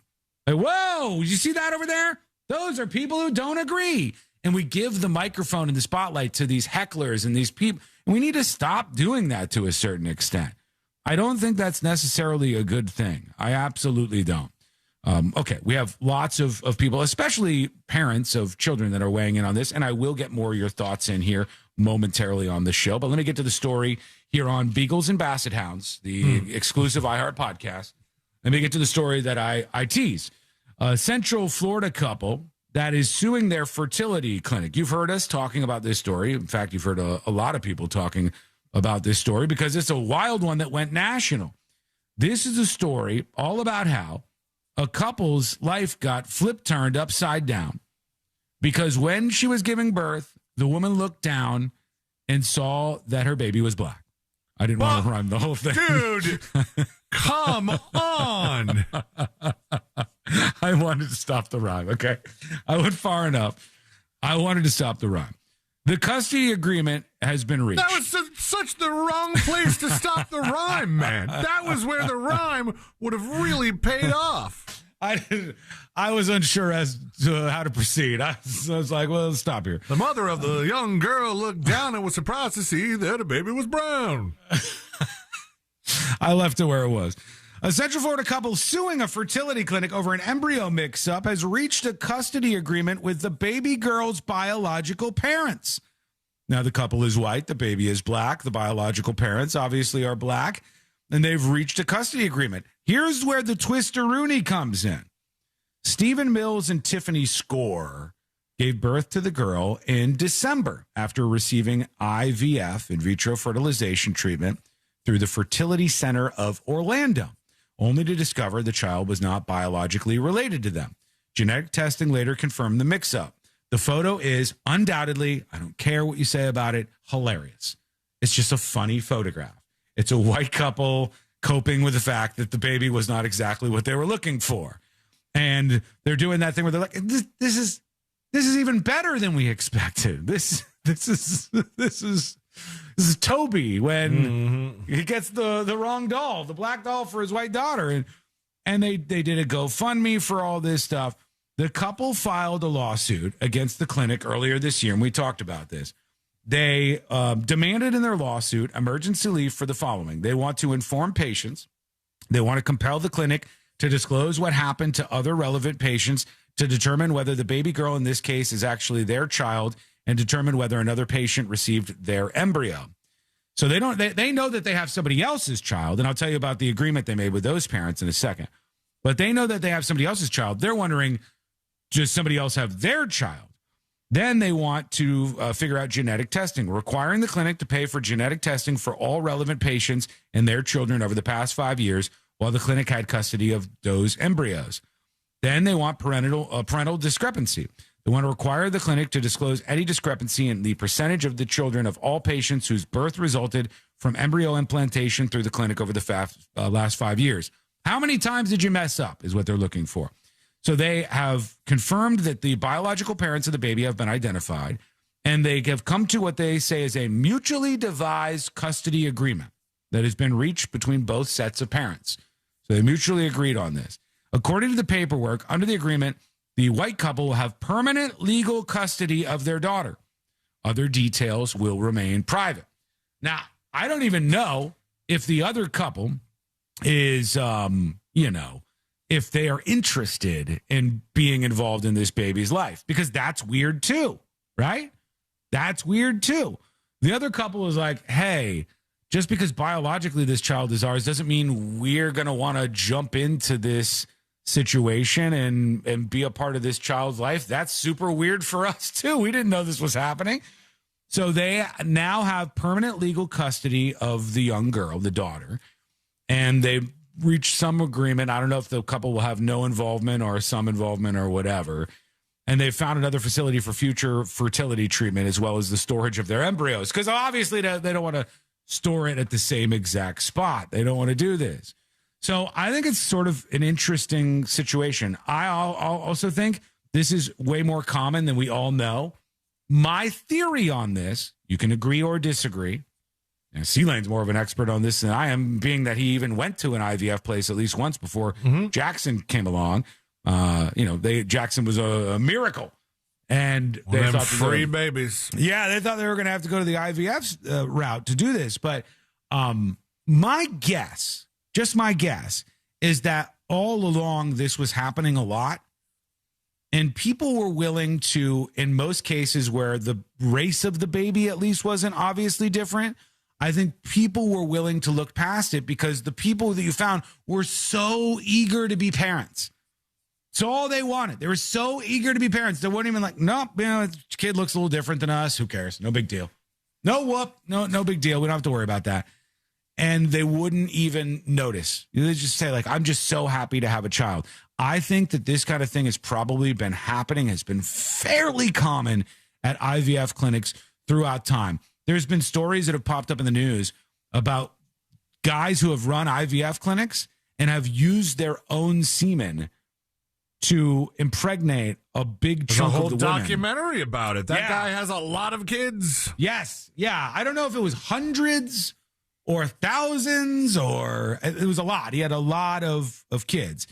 I think that thing has happened for a while because you have people who are predisposed to simply be excited at the prospect that they are pregnant and are going to have the kid that they dreamed of. So they don't even question too much, as long as they're not just a lily white couple and the baby is black when the baby is born, because that'll throw you into a loop. Or the opposite of that is true as well. Black couple, white baby, you go, what's going on here?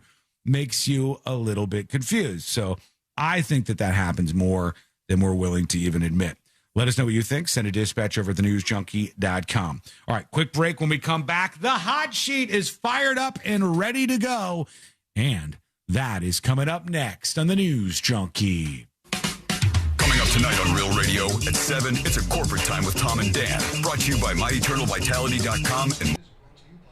Hello! Welcome behind the scene, YouTubers, Twitchers, Twitcherinos,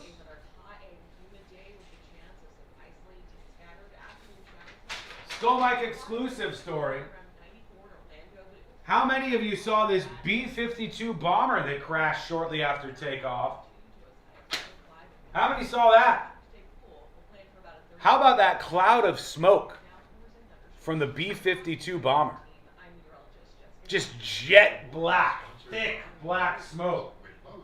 8 people dead. The B-52 bomber, with a new modernized radar system, was sent in 2025 to replace the B-52 Stratofortress that entered service in 1955. A lot of these new B-52 bombers were being tested at Edwards Air Force Base north of Los Angeles. The aircraft crashed shortly after takeoff, 8 people dead, and the B-52 bomber positively destroyed. Frightening. Crazy to see, too, if you haven't seen that. The B-52 crash is a tragedy? Sure, obviously, yeah.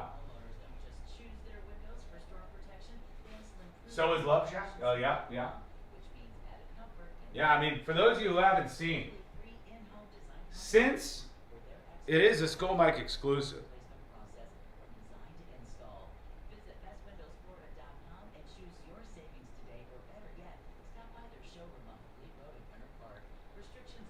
here this is the aftermath of where the B-52 bomber crashed in this field. And that's when the smoke was sort of chilled. Here's where you can see just how bad. Look how dark that smoke is. Look how black that smoke is.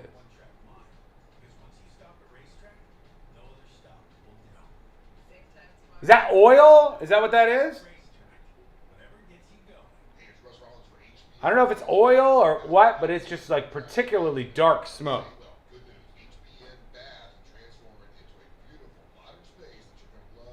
Quite wild. On Fox 35, Keith says they were just saying there was a mix-up, but they wouldn't say what it was. Oh, for the IVF thing?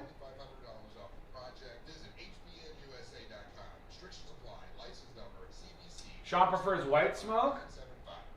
The only thing I know with white smoke is the Pope situation. I think when you have a crash like that, the reason, and I could be totally wrong, the reason why the smoke would be that black is because it was full of fuel. I would think it was oil burning, and it might be the materials that are utilized in a B-52 bomber that made it like particularly thick black smoke. BBS. Density of the fire can darken the smoke too? Sure.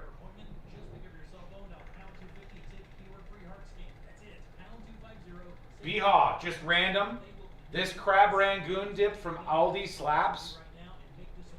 I'm glad that's working out for you. I'm glad it is. You're in TNJ chat. Let me see a peek. Give me a peek of you with the crab rangoon dip. Mostly just the crab rangoon dip. But a proof of life from you. It's burning rich, which means too much fuel and not enough oxygen to burn that fuel. All right. 90 seconds and we're back.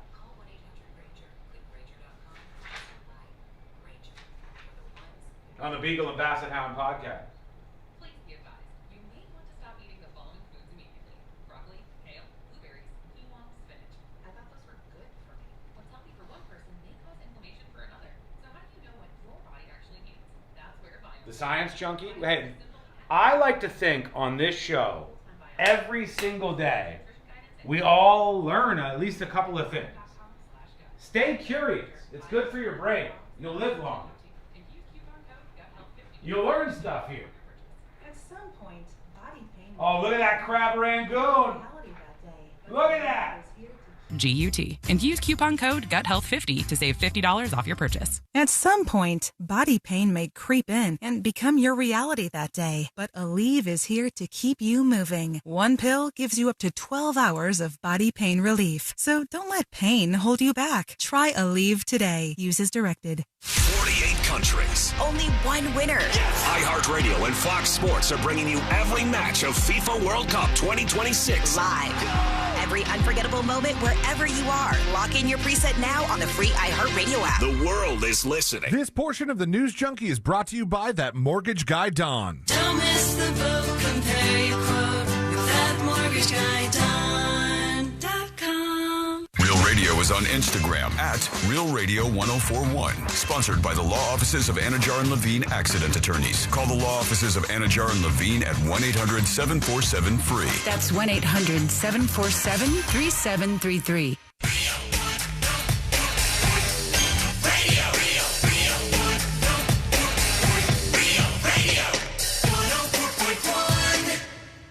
Occupying the space between high society and prison tattoos.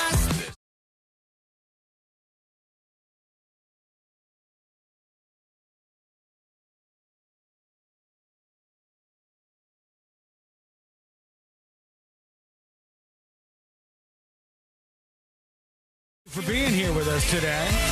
Trust me, it's better than those same 3 songs over and over and over. Hang out with us here in the world's most viral newsroom and learn more at thenewsjunkie.com. The hot sheet in just a moment. I have been seeing a lot of people sharing stuff about just how expensive it's getting out there. One person was saying they were trying to celebrate the Knicks' victory in New York City, C-Lane. And there were at the Nathan's hot dog stand, which I think our friend Josh Fowler literally just went to. Yes. The original Nathan's hot dog stand. They said a hot dog with fries, just a hot dog with fries, regular ass hot dog and fries is $14.99. That's a little much. I said, like, to me, a hot dog should never be expensive. A hot dog is just too simple for it to be expensive. It should always be, even a Chicago dog should be like under $5. Even if you do one of those made from scratch, made the hot dog here at my own kitchen kind of deals. I've had some good ones like that over the years, but I also think just give me a regular hot dog. And $14.99. Then I saw at the World Cup, empanadas were like $40, which I hope you get a lot of them. I hope you do, because the food at the World Cup, people are trying to enjoy some World Cup action. We'll get to that a little bit later on. It's some of the fights breaking out. Everybody getting along and being kumbaya seems to have ended. That is on the way in just a bit. But it's expensive out there, I guess, if you're trying to celebrate those games. Right now, let's get into it. Let's do the hot sheet. Check the hot sheet. It's news, but not like real important news. Best investigative reporting on the planet. The top stories from the people on your screens and speakers are on the hot sheet with C-Lane. That's right. The top 5 stories in the nonsense news brought to you by that mortgage guy, Don. And we start with an update from this lady that we talked about a little bit, I don't know, a couple weeks ago. Oh, yeah. Welsh pop star Belinda Carlisle. Bonnie Tyler. No, Bonnie Tyler. Bonnie Tyler. Total eclipse of the heart. I can have you guess on what some of the headlines said about this story when you hear that Bonnie Tyler is no longer in a coma. Oh. What do you think that they would have said? The headlines for her heart eclipsed again? No, things have turned around for Bonnie Tyler. Things have turned around. Turned around, bright eyes. All her, she had that surgery a couple weeks ago in May. Last month, the 75-year-old singer received emergency intestinal surgery and was placed in an induced coma to aid her recovery. A statement on her official website says, although her condition was improving and doctors are confident she will recover, it's a slow process nonetheless. But much like we talked about, Barry Manilow, I think it was a week or two ago. Mm-hmm. They're like, all of her summer dates have been canceled, but we're really hoping she could pick it back up in the fall. I think they still have concert tickets sold for her. Yeah, She's on death's door, for God's sake. No, the family was very upset about the reports leaking out, saying she might have died or was dying. They say she's out of the coma, but she's still very, very unwell and just trying to recover from that surgery that she had. Doesn't happen often, but a quick, small bit of good news for this guy. Oh, did he? Did he scored a legal win? Don Richards' civil lawsuit against him was thrown out of federal court this week. According to court documents, a federal judge dismissed all of Don's claims. All but one of them cannot be refiled, mostly because of the statute of limitations, which we were saying a couple states were opening that statute of limitations back up. Am I wrong about that when it comes to sex assault cases? Right. Yeah. But I guess since this was a federal judge and it's in federal court, it's not it's not something that he's taking on. They said the vast majority of her claims were filed past the statute of limitations. The judge ruled Dawn could refile one of her claims, which was related to copyrights, but has to do that in New York State court. A lot of the talk right now, a lot of the rumor mill and the gossip is surrounding this dude here. Broken glass of a bottle makes a jack rock bottom. Chris Lane? No. Got two shaky hands, only one Oh, this is the fat one that got skinny. Yeah, Jelly Roll. Jelly Roll and his wife, well, now ex-wife, Bunny XO, have taken another step towards officially untangling their lives. He's filed for divorce. They said it's amicable, but who knows? There were movers spotted at the house of the former Nashville couple amid their divorce. Somebody from the neighborhood leaked a photo to TMZ of some movers, probably taking her stuff out. His stuff probably just stays there, right? You would think. Yeah. They got together. Who would have thunk it? Who would have thunk it? That the Jelly Roll guy and his, she like a former prostitute, his wife, and she loses 8 billion pounds. I don't know what what her background is. Bunny XO is the name that she goes by. It's the name that people all know her by. And they met in 2015, right before his rise to country music stardom. The two married in August of 2016 after their relationship turned romantic the year prior. However, the writing might have been on the wall here. And, Jelly Roll has admitted publicly to, all kinds of bad stuff that happened, multiple breakups and reconciliations over the years, a little bit of infidelity. In fact, infidelity. That's where he's headed to eat his problems away. You say it that way to take away the sting a little bit. Did your wife cheat on you? It was a little infidelity, but one of the early hurdles that the relationship faced was just a week before their wedding, Jelly Roll welcomed a son with another woman. That'll do it. Mm-hmm. That is just the most awkward of awkward timing. You'd think that maybe they would, move the wedding a little bit or something. Yeah. I don't know. Maybe they had big plans for it.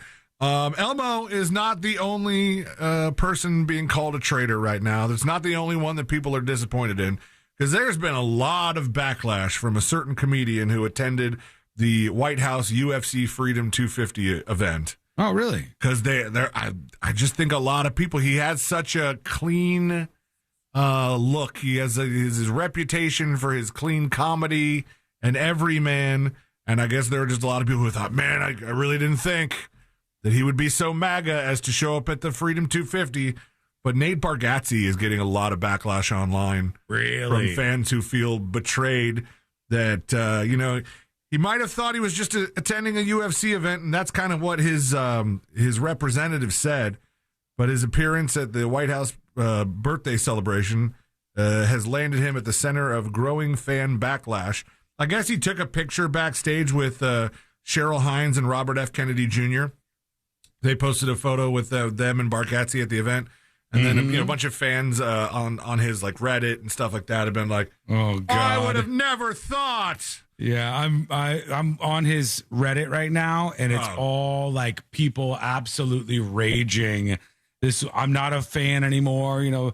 Disappointed in Nate. Of course, remember this is very skewed because Reddit seems to be in one direction almost exclusively politically, but these people are not happy with this guy. No. The representative told the Huffington Post Bargatze is not political, nor is anything he produces. He's just a huge UFC fan, has been since it became political. He was there to promote his new movie Breadwinner, and he went last night to enjoy a sport that he loves. And then, some of the fans are even mad at that. They're like, how could you say you're not political and you show up to this? This means you're political. So people are mad at Nate Bargatze. Hopefully he can turn around from that, or who knows? No, he's not going to cuss about it. That he cannot get that guy to say a curse word ever. I bet I could. I've seen people have tried, Sean. And last but not least, this is funny. Did you watch any of the Netflix stuff about America's Next Top Model? I did. Courtney loved that show when it came out originally, so she wanted to watch that, and we watched it. That show was kind of unhinged. Dude, I never watched the show when it came out initially, but Ashley wanted to watch the docuseries. It's called Reality Check Inside America's Next Top Model, and it was on Netflix, and it is just juicy. And I do remember some of the things that would come out about that show where you thought, hold on a second, this is a little out of line. Like they told some girl who looks totally fine, very attractive woman, they're like, no, you probably need to lose another 50 pounds or something. And you're like, what are you talking about? Yeah, the one lady, they're like, your teeth are bad, and they pulled all of her teeth out, and she got new teeth. Oh, gosh. There were so many things about that show that were so toxic.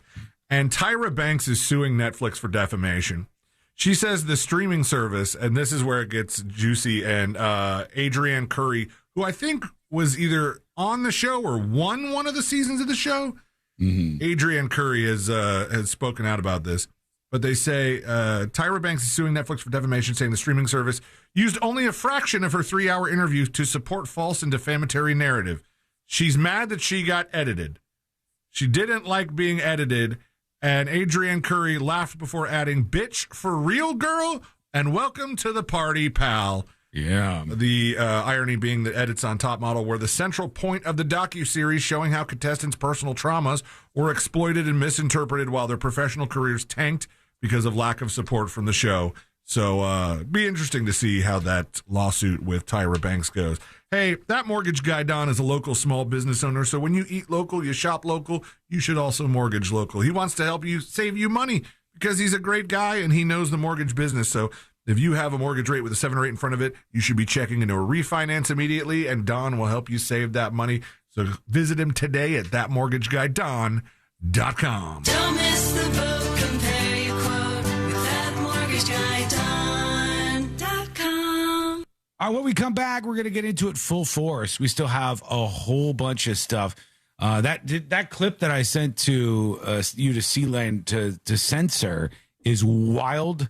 We got to play that at one point. These young kids. Yeah. We'll do that in this half of the show. But when we come back, there is a celebrity that everybody knows who's been rushed to the hospital after a medical emergency. I'll tell you what's going on. That's coming up next on the News Junkie. Win a big green egg. Courtesy of Tools Ace Hardware with... I texted it to you. Hello! Welcome behind the scenes of the show. I have to. I know it's such a visual, but I have to show you guys this Gingrich lady. How many saw the Gingrich lady's hair? How many saw this going viral? This report is sponsored by Advanced Air Home Service. One call. What's her name? Is it Callista? What's her name? It's just unbelievable. It's something you have to see or your day won't be complete. Your home isn't as cool as it used to be. Visit AdvancedAirandHeat.com. Advanced Air Home Services. License CAC 1820806. Vehicles under 20 grand. Now at RC Hill Mitsubishi in the She absolutely hair mogged him, is what people are saying. Since 1984, Solar Source has helped Central Florida homeowners beat rising. Can I find just a still? During the Solar Source Price Rewind event, they're offering a free Her hair is unbelievable. deal you may never see again. There it is. There it is. No gimmicks, just expert guidance. Hold on. Who is this, first of all? You find. Wait. Callista Gingrich. Homeowners who've already made the switch. Visit solarsource.com. Look at that hair. What in the high-end Aquanet are you spraying on that Lord helmet of yours? To get that sucker to have that much space underneath it. Unbelievable. She hair mogs Trump. Unbelievable. Oh, also, quick celebration for you. McDonald's is bringing back hot apple pies on June 23rd. For those of you who have quested for the hot apple pie from McDonald's, it is coming back after all these years. June 23rd. And they're even going to have a version where you can get like a soft serve ice cream with a hot apple pie in it. Holy cow. Put your pants back on. Put your pants back on. $30 for an apple pie? I don't think so, is it? Is it really $30? No. That's ridiculous. This may just bring me out of my McDonald's decade-long exile. I didn't realize it left. Oh yeah, the hot apple pie. People have been demanding that the hot apple pie return. And that little sleeve you used to get it in at McDonald's. But it fell on deaf ears for a very long time. Until now. Bum, bum, bum.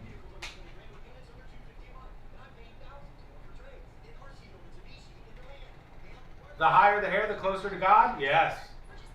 I have a friend who used to say that all the time. The strawberry and cream pies were my favorite. Were you just trying to work in cream pie, or is that a legit thing? I've never heard of a McDonald's strawberry cream pie.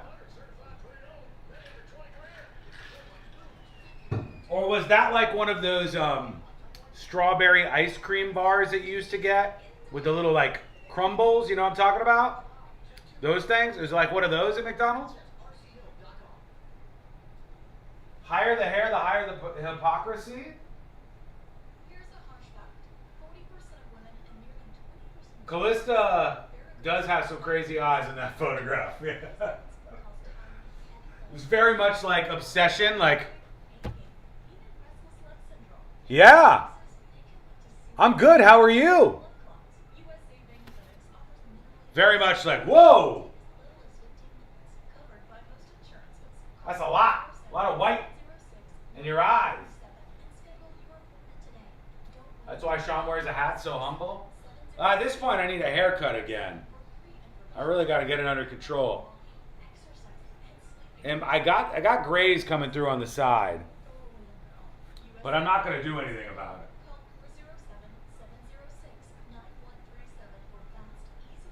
All right, let's see what we got here.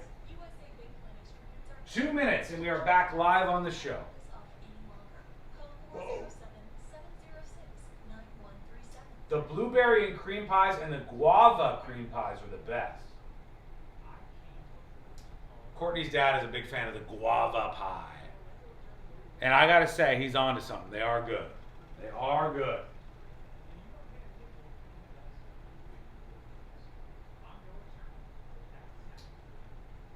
Yuckers gives you gray hair? True. At least half of it.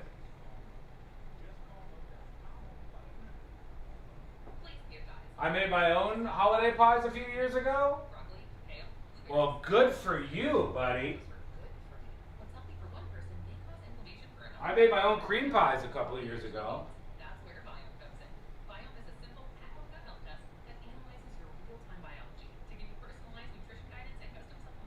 No, I didn't. I wasn't force-fed it again, though.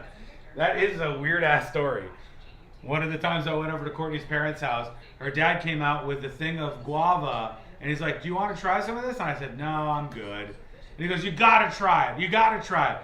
And he had this giant spoon, and he made me eat the guava off his spoon like I was a little baby in a high chair. And he's like, you got to try the guava, Sean. Like, just right up in my grill.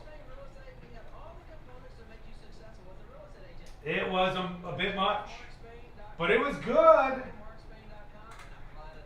It was good. We're coming back live on the show. Here we go. JoinMarkSpain.com. That's JoinMarkSpain.com and apply today. Win $25,000 in free impact windows from Reese Windows. Text TRUST to 20129. iHeartRadio FIFA World Cup Update. As the U.S. prepares for its next match, midfielder Tyler Adams says they're getting bonding time off the field. Whether it's watching the World Cup game, whether it's watching Stanley Cup, whether it's watching NBA Finals, it's a great moment for sports right now, just in general. And it's a great moment for our team just to be able to spend time with each other. The U.S. meets Australia Friday. Meanwhile, Lionel Messi and Argentina will start their repeat quest tonight against Algeria. For live Fox coverage, search World Cup now on the free iHeartRadio app. Broadcasting live from the JustCallMo.com studios. Injured on the go? Just call Mo. Visit JustCallMo.com or dial 1-800-CALL-MO. This is WTKS-FM HD1 Cocoa Beach, Orlando. An iHeartRadio station. Guaranteed human.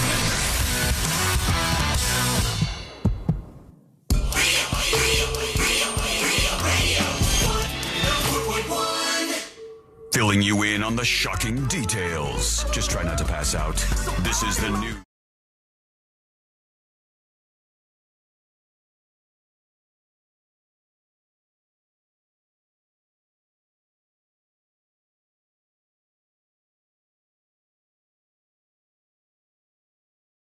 Wide open, and we have so much to get into.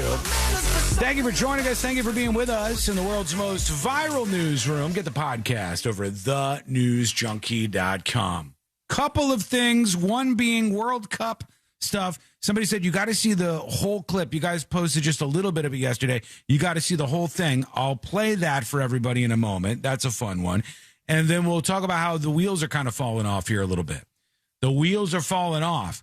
We had all this good kumbaya vibe stirring up from the World Cup. All these people from all over the world were coming without any of the extra baggage that Americans have, without any of the doom and gloom that so many Americans have, without any of the America bad stuff to really jade you, without the well being poisoned.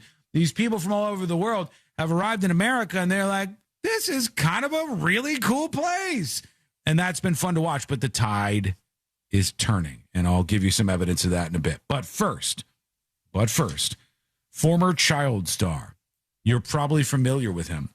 You might know him from a great movie about a dead body. His name is Corey Feldman.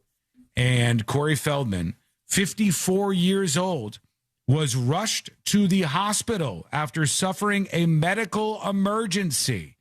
They said he was up in the air on a flight. Oh, boy, here it comes. He was up in the air on a flight bound for Los Angeles.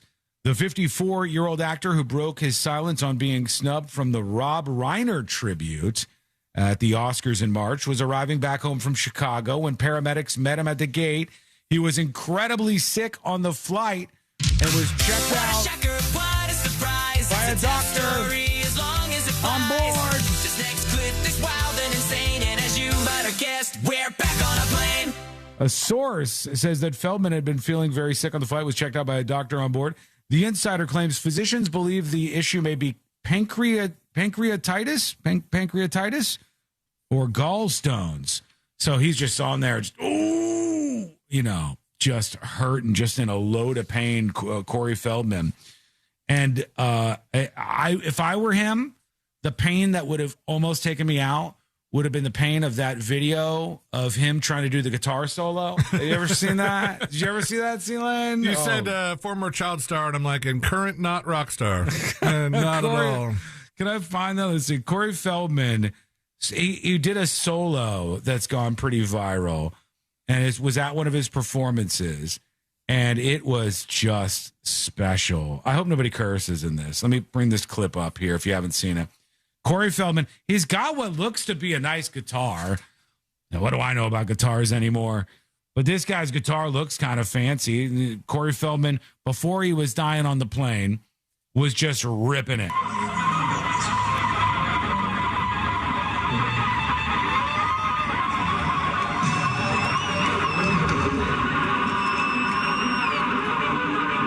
You're doing a really good guitar solo where you're still doing the solo sounds with your mouth. That's how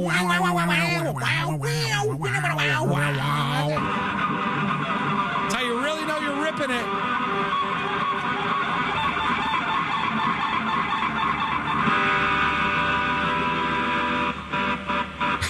Oh, gosh.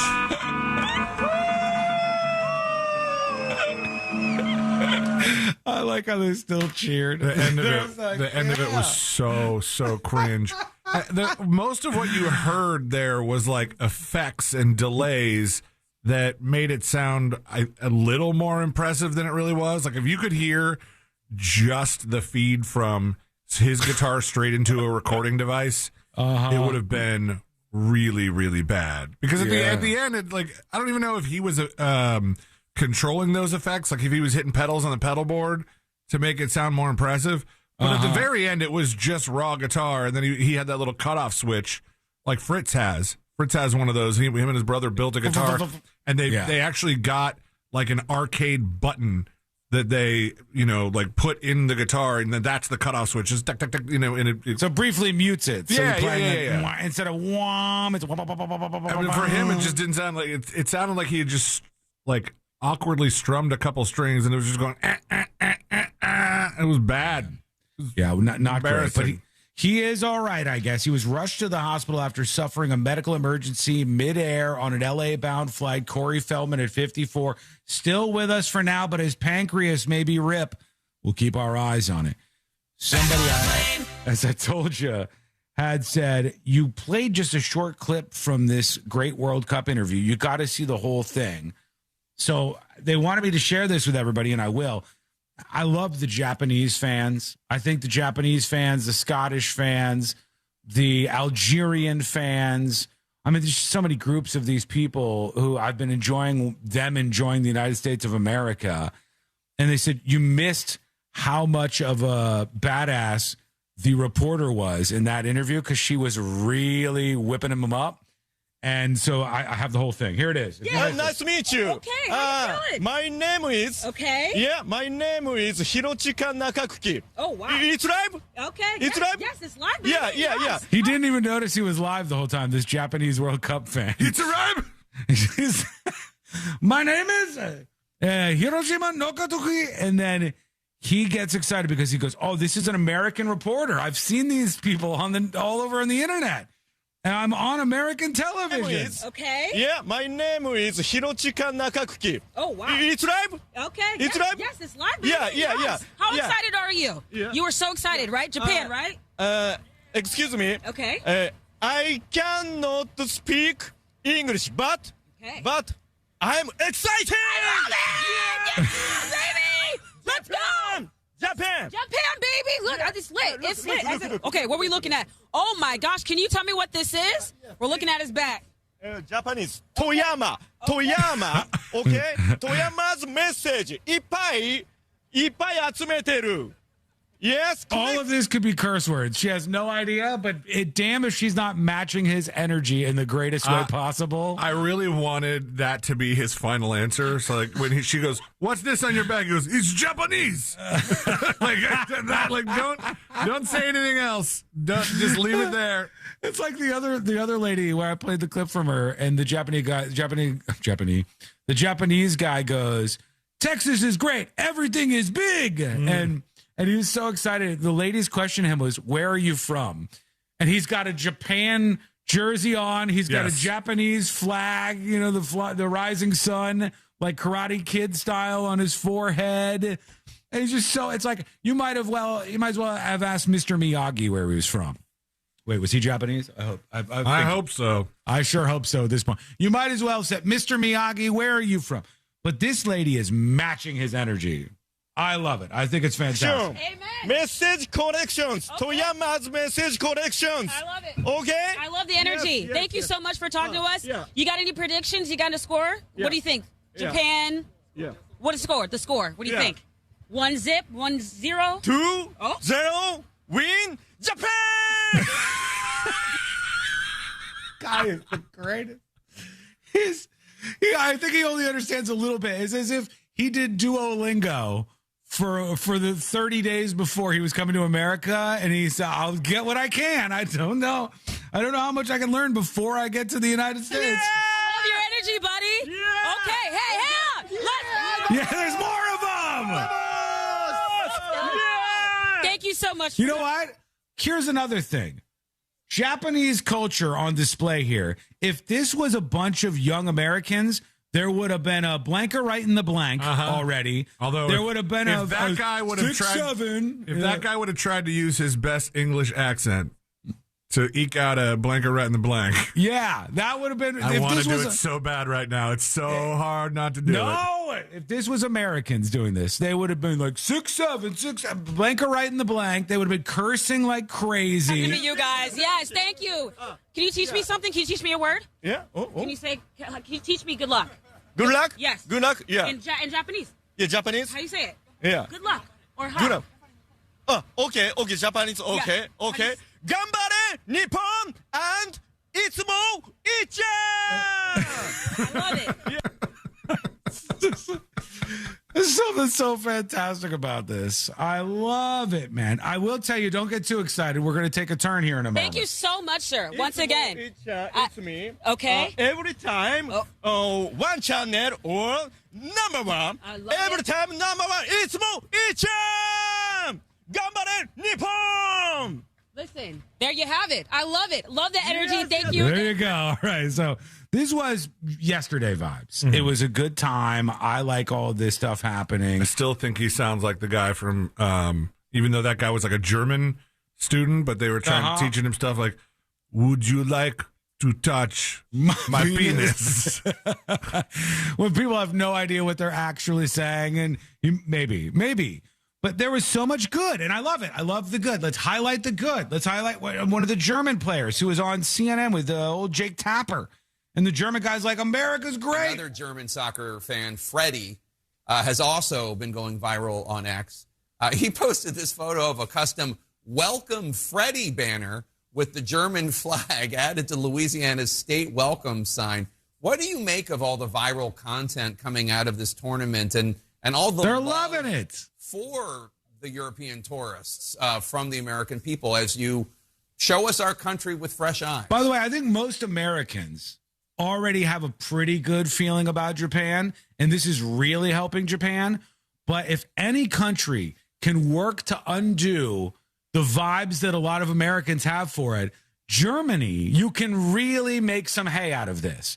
This is good. You got what a are you German talking guy. about bad vibes? I mean, people still think about that thing back then in Germany. There's people who are like, what you know, I every time you see a German, when you see a person from the United States, they think we all have guns and they think we have cowboy hats. When you see a German, you're like, oh, you know, remember the thing. The thing that happened. I'm not asking him to remember the thing. I'm just saying. When you see, do you tell me you don't recoil a little bit when you see a German flag? Sometimes you're like, should you be flying? Which flag is that? Like, oh god, you guys are the Nazis, right? Like, there's vibes like that people have. So luckily for them, there's the difference between the German flag and like the Nazi flag. Yes, but I'm saying, like, still, you see the German flag gives you that little hesitation. Oh, should we be doing this? And now I'm not thinking about that. I'm thinking this guy is my representative for German. I see this guy. Yeah, I know Freddie. He's a nice guy. He's from like close to me, so I've been talking to him. He's loving it. He's more touring the South. I did Chicago, and I think it's more like because in Europe we have a lot of rather negative news about the Americans. There you go. 5 years, let's say that. And I think we are all enjoying like the fact that this country is so great to visit. The people are amazing, so welcoming. The culture is amazing. It's like Europeans are getting a new view of America right now, I think, through our content, and that's cool, I think. Yes. This is what I'm talking about, okay? I'm saying these people have been inundated with negativity about the United States of America. This has happened to a lot of Americans, too. I believe we should have every political party in this country should have a level of patriotism to it and should be proud to be part of the American experience, for good, for bad. You know, we're not pretending we're perfect, but should have a level of patriotism. It shouldn't be that patriotism for Republicans is an American flag and for Democrats it's like a pride flag or something. That should not be the case. It should be that we're all Americans. We have some differences and stuff, but I think a lot of people, and he's saying from his perspective from Germany, they heard an abundance of negative information about the country. And then when they showed up, they were like, this isn't hell in a handbasket. This is a country where things are much better than I thought they would be. This is a country where the food is great. The culture is great. People crap on American culture all the time. We have more culture than all of them combined. We have better food than all of them combined. We have all of the best things. And when they come over here, they see that. And they're like, damn, I had a false representation of what I thought America was. And so that's kind of been what's happening. So that's the good news. But with that, the bad news. There is some bad news. The countries are definitely starting to fight each other. Yeah, there was an Iranian / I think it was at New Zealand fans and Iranian fans were clashing. Here's that. They're punching each other. The kumbaya moment has ended in some of these stadiums already. And it's getting down and dirty. And they're punching each other and hitting each other. There's battle royales breaking out where people have their flags over their shoulders. Here's another one. This is the Algerians and the Argentine supporters. And my Lord, they just went at it. They're in Times Square, too. They are in Times Square, and they are all just brutalizing each other, kicking each other, punching each other. Soccer fans, this is a portion of the audience. Yeah, but this is imported hostility, like between these two groups of fans. You see, the German guy is coming over and going, look at how great America is. Europe is here, or look at, there's a Waffle House. There's great restaurants. There's great things to see. There's fun things to do. Louisiana put a sign on their state, welcome to state sign. Mm-hmm. This is great. Now, in this case, who are the two sides that are fighting? This was Algeria and the Argentine supporters. Right. So the Argentine supporters are probably coming in here having a great time, too. Look at how great America is. Except the Algerians just showed up. And I have something to say. Yeah. I think you're right about that. I think you're still going to have the bad vibes. You're still going to have the teams that hate each other. There's a lot, there's a lot of that. Fang on TNJ chat says, this is a great example of why you can't believe everything you see online or in the media. Man, I'm telling you, between social media and corporate media, it's gotten people so revved up and angry. This is why touch grass is legitimately a cry that's worthy of echoing. Because when people do just go out and talk to other human beings, so often they realize they're like, people are pretty nice. Things are pretty great. It's an amazing time to be alive. And yeah, I shouldn't get myself down on all of this. Yeah. I really believe in that. Like, imagine America, we're hosting the World Cup. Imagine America on a very smaller scale is just a really great party that you get invited to, and you go, I've never been to this guy's house. I'm going to check out his house and check out this party he's throwing me. And then I'm tweeting, I'm IGing, I'm going, hey, look at this great party. This is a very nice house. This guy's got 2 hot tubs. There's all kinds of stuff here. I don't know why 2 hot tubs was the sign of a good party for me. Better than 1 hot tub. Exactly. And then you're at this good party. Your ex shows up, and you're like, this party kind of sucks now, guys. What is this crap? Let's go fight in between the hot tubs. Real quick, before we take a break, we'll be back with more on Beagles and Basset Hounds momentarily. But I wanted to share this with you because this is wild, and this was a bike race. Has anybody seen the bike race where the old lady, and I call them rascals. Courtney doesn't know what I mean when I'm saying this. What, like mobilized scooters is a better word, maybe, generally speaking. Yeah. But there's a bike race going on. And I mean, all the people are in their street bike racing outfits and they got their bike helmets on. It's a huge race like the Tour de France kind of thing. And some old lady, I guess her mobility scooter might have got stuck and she drove right into the path of all the cyclists in this race. Check this out. Here it is. Ready? This guy just goes flying. Jeez. So, okay, I'll put this on See It Now because it's a visual, and it's just a catastrophe. Bodies flying all over the place. Boom! The moment here when her little mobility scooter, whoosh, just 100% takes out this biker has gone mega viral. You got to see it when you get a chance.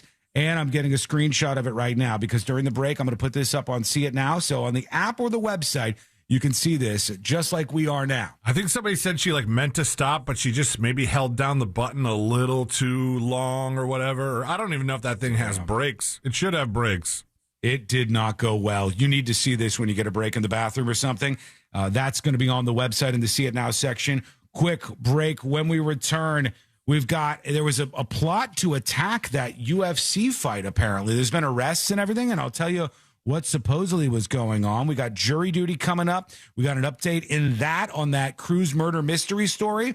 Then this video that I got C-Lane censoring that's going to be a wild one in the Power Hour. I can't wait till you hear this because all of that is coming up next on the News Junkie. Real radio. It is. The Monsters in the Morning. And then dragons will burn the whole earth down. Dragons were never real, Amber. Really? No, they were not ever real. I'm pretty sure dragons were real. If alligators exist, they were just ones with wings on them. We'll look that up. Are you guys serious? Dragons weren't real? That really hurt. The Monsters in the Morning. Real Radio 104.1. There's an accident blocking the left lane, Orange Avenue northbound at Pine Lock Avenue.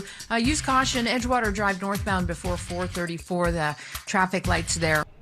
Oh, good news incoming. Stand by.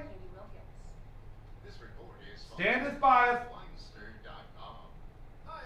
Stand by. Thousands of homeowners have trusted us for their blinds that are easy to order, affordable, and guaranteed to fit. You measure at home, install yourself. Boom! Thank you to Ryan for the 5 gifted subs. Ryan, thank you. Big support, everybody. Thank you so much, Ryan, for the 5 gifted subs. And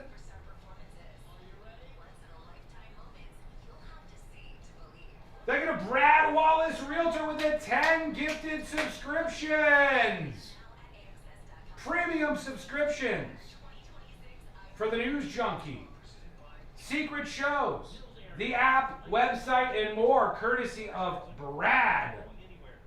Brad, thank you so much. Brad Wallace, Realtor, with the 10 gifted subs, baby. I'm flabbergasted. I gotta put Ryan and Brad Wallace on the list. Times 10 for Brad, times 5 for Ryan. Give you a shout out on the show when we come back. My flabber is gasted. True!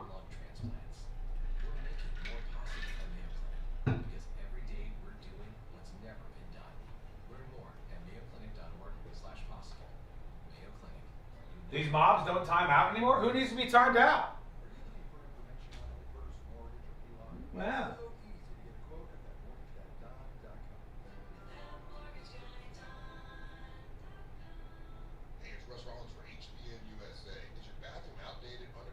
Oh, Obi-Wan Kenobi?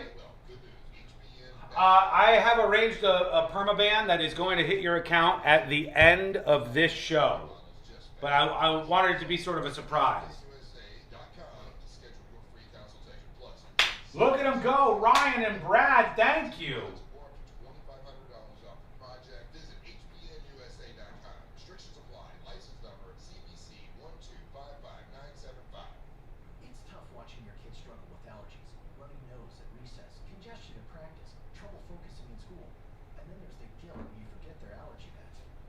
Claim them responsibly. True. Yeah, be smart about this. Secret shows, Thursday, live, 8 p.m. here in this studio. Streamed just for you if you're a subscriber on thenewsjunkie.com and on the app. And the TV app.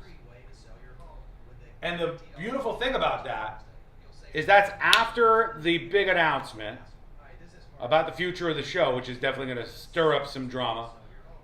And Friday we have off. So for those of you who are Secret Show subscribers, we're going to do sort of a big fat secret show this Thursday. And that can give you guys almost an entire new show's worth of content for Friday. Everybody else will be on ice. On ice. Hey, Spall. Good to see you. When is Secret Shows? It's usually Thursdays at 8. This week it is. It's on schedule. Thursday, 8 p.m. live. Friday, 5 p.m. available on demand.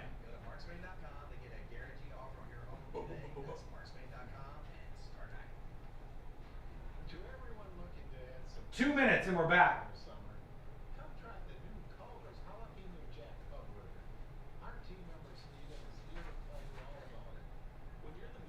Let me see if we have anything else we can do exclusive for Skull Mike very quickly. Oh, I do love this. We talk about this on the show every once in a while. We've gotten into a couple of combos about this. Americans were asked about their earliest memories. A YouGov study of 7,356 adults. That's a lot. 7,356 adults. They asked these American adults what your earliest memory is. Only 9% of respondents say they can remember a lot before age 6. Only 9% of people say they remember a lot before age 6. 61% describe their overall childhood as positive, 13% saying they're mostly negative. I got more on this that we'll get to a little bit later on in the show. But would you say you have a lot of memories, before you were 6 years old? Some of you be lying and saying, like, I was 3. My first memory is when I was 2. I had my mom's nipple in my mouth. I remember pulling back on it. Like, I don't believe half that. I don't believe half of that stuff. Moving. With Grainger's vast selection of bearings, belts, and motors, he keeps operations running smoothly, so nothing grinds to a halt. Call 1-800-GRAINGER, click Grainger.com, or just stop by. Grainger, for the ones who get it done. The biggest FIFA World Cup ever has started. The most goals the United States have ever scored in a World Cup game. The only place to hear the action for free is iHeartRadio. iHeartRadio and Fox Sports are bringing you every match of FIFA World Cup 2026. Live. Lock in your preset now on the free iHeartRadio app. Just search World Cup. Don't miss Team USA's next match Friday at 3 p.m. Eastern against Australia. The world is listening. Are you? For all your plumbing needs, go to modernpi.com.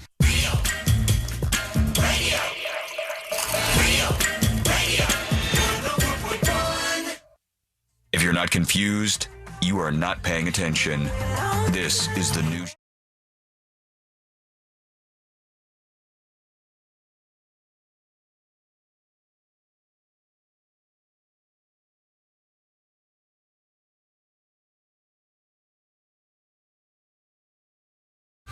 So good to see you, friend. Welcome in to the world's most viral newsroom.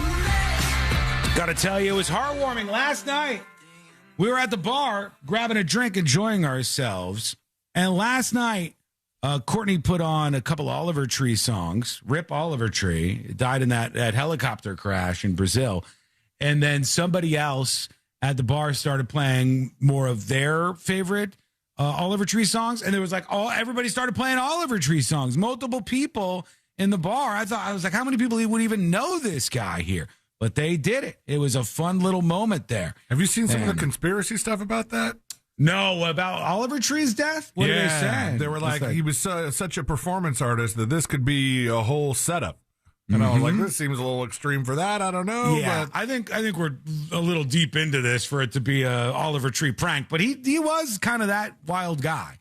He definitely was that kind of guy. And then they're backing it up with all this stuff where, like, in some recent interviews, he said his family's not getting a penny if he dies. Yeah. Like, he very recently kind of approached the idea of the fact that he may or may not have set up a will recently that put, the proceeds that he would get posthumously if he were to just randomly die towards to artists, I think, right? Instead of, his family. Yeah, because he didn't have any kids or anything like that. He wasn't married. I don't even think he was dating anybody at the time of his death. He was out there just trying to create stuff. Somebody says, I heard he faked his death before. I don't know if he did or not. I don't remember that happening. Barbara says, I had no idea who this Oliver Tree guy was. Well, most people don't. Most people don't, but the people that do are like, oh, okay. That's why yesterday on the Skull Mike stream side of things, I was saying for some people, younger people, this will literally be their Kurt Cobain. And I said, my Kurt Cobain was Kurt Cobain. Right. But like each generation, you have there's like, so for some people, they're like, I remember when the Big Boppa died. And you go, oh, yeah, all right, yeah. That was the game changer. Or Elvis, although Elvis got a little far into it for that one to really carry as much weight. Certainly John Lennon, right? You know, for some people, like that was their Kurt Cobain. Everybody had different people that kind of filled that void. I remember hearing people growing up talk about stuff like that, where it's like, especially in our business, what would be the severity of the story that like would prompt a different reaction to it than normal. And for example, there was one guy that used to say about how when John Lennon died and it came down the wire, he was instructed to turn off whatever song was playing, just like break programming immediately and announce this. And you're like, oh, that's a pretty big deal. Yeah, of course. And that's things people remember. I remember where I was when, right? So for some young people, most of you will be like, I don't know who the hell this guy is. Why is he talking about Oliver Tree? For some young people, that will be their experience with that. For us, it was somebody different. Somebody said yesterday, like Chris Cornell was the one for me, or Chester from Lincoln Park, or whoever it may have been. There's that person that you feel you had so much hope. Or Tupac, somebody says, sure. You had so much hope in what this person was going to be able to create and the things that you were going to be able to enjoy, and then it was all taken away from you. You know? Like, that could, if I got popped today, many of you would be like, there goes the greatest, right? The ultimate GOAT. He's gone. And I can't get the enjoyment out of it. And he was so young. Oh, he was so young, they would say. They would say, that's Sean. He was like young and full of vigor. Why are you doing that Jim stare at the camera? You know I can see you on the video. Jim. I see what you're doing. I did it, Jim. People would be like, oh, God. And now it'll never be the same. Listening to everybody else on the radio, we already know it's boring, right? I mean, the format's going the way of the dinosaur because so many of them are that terrible. I don't even do what I used to do, right? Like, what I used to do is I'd be like, who are the other people of my industry? Let me listen to all these other people in radio. I'd be like, oh, this is interesting, hearing people on this station and that station. Now so many of them are bad, I can't put myself through it. There are people who are on stations that are the same format, not even far from us. And I'm like, I don't know who that is. I never heard your show in my life. I've never given it a second of time. I'm not trying to lowbrow you. I'm not. I'm literally not trying to lowbrow you, but that's just how it goes. And some say if I died, it would be like Kurt Cobain, Amy Winehouse, and John Lennon dying all at the same time. It would be like a Cobain House Le Mans situation that you would be dealing with. Le Mans? John Lennon. Lennon, I guess. I was trying to make it into something else. It would be a Cobain wine Lennon situation. And it would be too much for the American public. So I can't drag you through that. That's why I've cut back the drinking a little bit. That's why I'm getting my steps. I mean, I'm an active man. You can't take me down. Of course, now I'm remembering that this is almost exactly what Oliver Tree said right before he died. So that could be a problem. Have you adjusted your will so that Dylan gets nothing and that all your proceeds go to artists? No artists are getting my proceeds. Okay, none of them. I don't want, just for the record, I don't want any artists to have any of my proceeds, and certainly no broadcasters. The idea that when Sean dies, what we'll do is we'll do the Oliver Tree thing. We'll cut up his money and we'll give a little bit to everybody else in the industry. No, not even for a second. I don't want them to get a dime of it. C-Lane, maybe, give him a shekel or two. Just give him a little squeeze. How much were you going to pay me for the butt contest? The butt? Oh yeah, that was 7,000, I think, or 200. I was going to give you 200. You were going to get like 8,000, and of that, I was going to get like 200 or so. Yeah, for sure. Yeah. Okay, I want to get to this. Oh, I teased this, but I don't have enough time. We'll have to do it in jury duty. They said they broke up an attack. They thwarted an attack that was supposed to be on the UFC 250 White House fight. And now they're leaking out some of the details of what the plot was. And we have to see if this is legit or, who these people were, what they were trying to do. I'll give you the details in jury duty, and it is pretty crazy. That is coming up next on the News Junkie. Real Radio is on Facebook at Real Radio 1041. Sponsored by the law offices of Anajar and Levine Accident Attorneys. Call the law offices of Anajar and Levine at 1-800-747-FREE. That's 1-800. Welcome behind the scenes.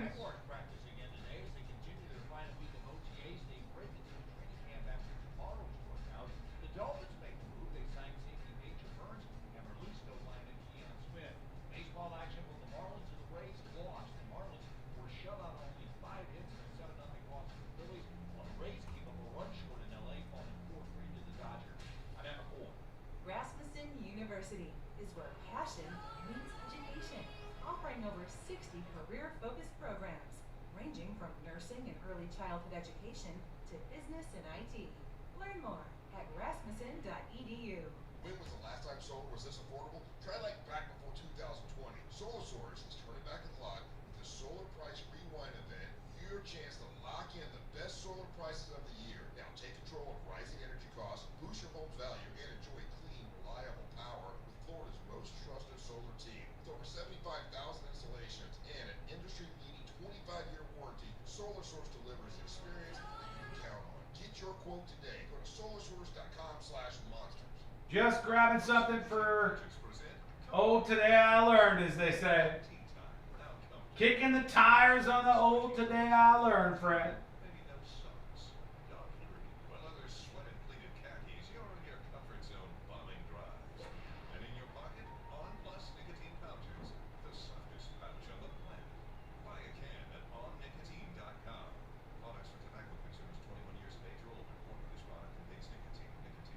Oh, shoot, I forgot to thank Ryan and Brad. I will do that before jury duty.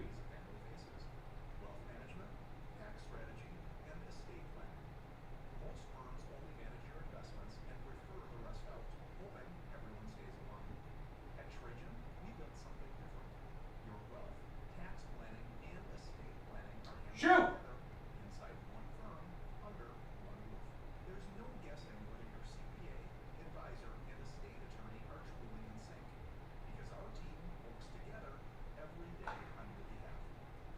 Stand by.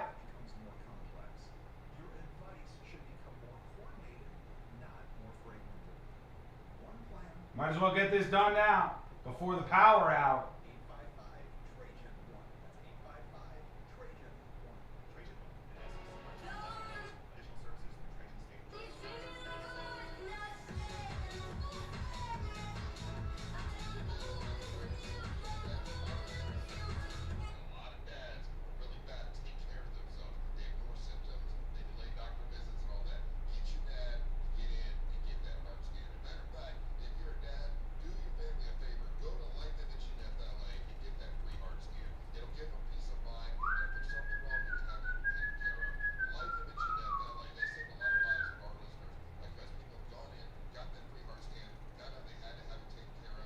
Hey Ryan, hey Kevin, hey Living La Vida Local, JD, Night Nurse, hey everybody, thanks for hanging out.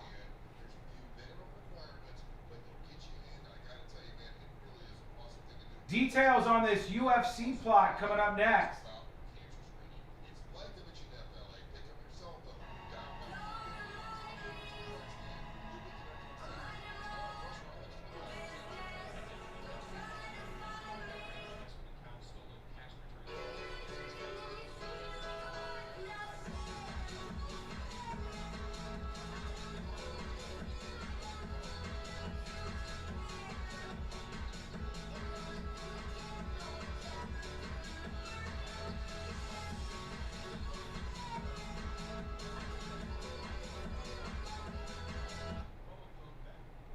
That'll do.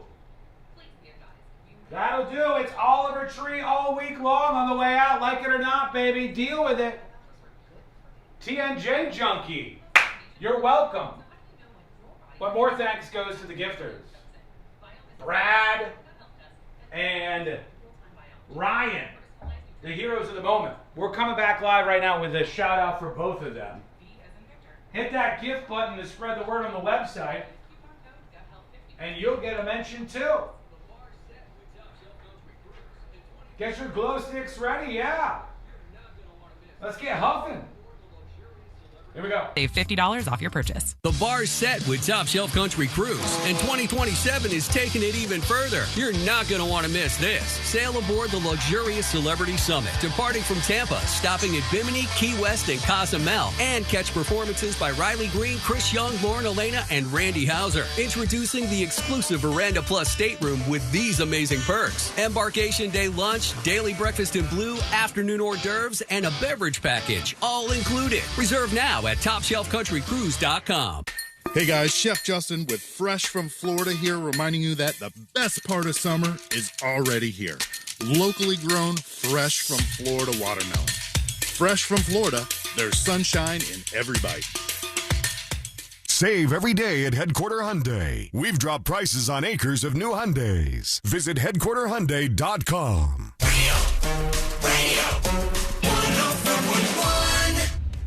Dispensing unsolicited advice on a wide range of pointless topics.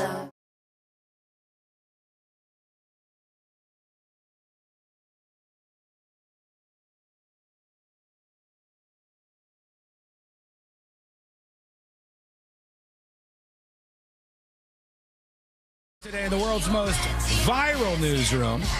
Learn more about the show. Go a little deeper over on the website, which is thenewsjunkie.com. Big fat thanks to Ryan with the 5 gifted subscriptions, premium subscriptions for thenewsjunkie.com and secret shows, and also Brad Wallace with the 10 gifted subscriptions. Thank you, Brad. Thank you so much, Brad and Ryan. That's very, very much appreciated. Big support for the show. Now, let me tell you something. If you get the app right now, it's totally free to get the app. If you go to the website, it's totally free to sign up for an account. It takes like 2 seconds. And then when you hear somebody is generous like that and gives subscriptions, well, you can just claim one. You click one button when your account is logged in, claim, and that's it. And now you have access to secret shows. Here's the deal. Here's why this is cool, at least in my opinion. Because Friday, after a big announcement on Thursday noonish, all right, a Thursday noon announcement headed your way about the future of this show that's going to rock everybody a little bit, I think. And then Friday, we are off. It's a federal holiday. That's right. But when you're a secret show subscriber, you'll always get a little more. So when everybody else, there's nothing coming out of the teat, you know, the main show ain't dripping nothing for you anymore. You get more. You get more, you get uncensored, and you get secret shows and everything else with a premium subscription. So big thanks. Go make your free account and then claim those gifts when they become available, just like Brad Wallace, Realtor, and Ryan Annie. Love you. Appreciate the big support. All right, here we go. Let's get into it. Let's do jury duty. Court is now in session, so put your phone down and pay attention before we call the bailiff over to whip your ass. You're now on jury duty with the News Junkie. Jury duty brought to you by the one, the only Mo DeWitt of the DeWitt Law Firm. Injured on the go? Just call Mo. 800-CALL-MO, 800-CALL-MO, or go to justcallmo.com. After an accident, all you need to do is go to the attorney that is going to give you the time and attention and treat your case the right way. These other big bloated law firms, they don't have the ability to do that. The people you see on TV or hear on the radio, they're never going to talk to you. They're never going to even hear your story or anything. They're just going to get richer off you. However, if you go with the DeWitt Law Firm, Just Call Mo is going to get you on the journey with the familiar folks from the DeWitt Law Firm. This small, proud, ass-kicking law firm that's going to beat down these insurance companies and get you one of those big checks you deserve. 800-CALL-MO or go to justcallmo.com. I'll tell you, Celine, yesterday, Courtney got mad at me for something that I had historically done. Historically, like something you did one time or something you used to do on occasion? After the Mills Air tech left, who was amazing, by the way, Roberto, who came over to the studio, and he said, let me see what you got going on here. And I'm freaking out. I'm like, I think I might need a new mini split. I think this could be thousands and thousands of dollars. Roberto's like, nah, it's not what we do.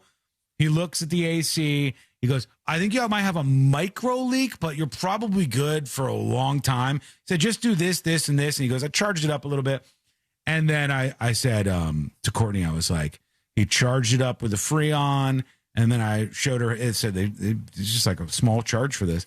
And then she looks at it and she goes, oh, that's really great. And she goes, hold on, is that how much Freon costs? She goes, you were doing Freon out of those people's air conditioners all those years? And that's, it's just like, that's what I said, yeah, I feel bad. And to be fair, I think Freon is just a general term we use for refrigerant now. Do they still use Freon? Oh, you're probably right. Yeah, like there's some other connection. The original Freon was very cheap. I mean, as opposed to what it costs right now. And also, it was bad for the environment. Yes. I think it was bad for the ozone layer. It was CFCs. There was had all this stuff. A lot of bad stuff about Freon. That was probably the stuff that you were inhaling.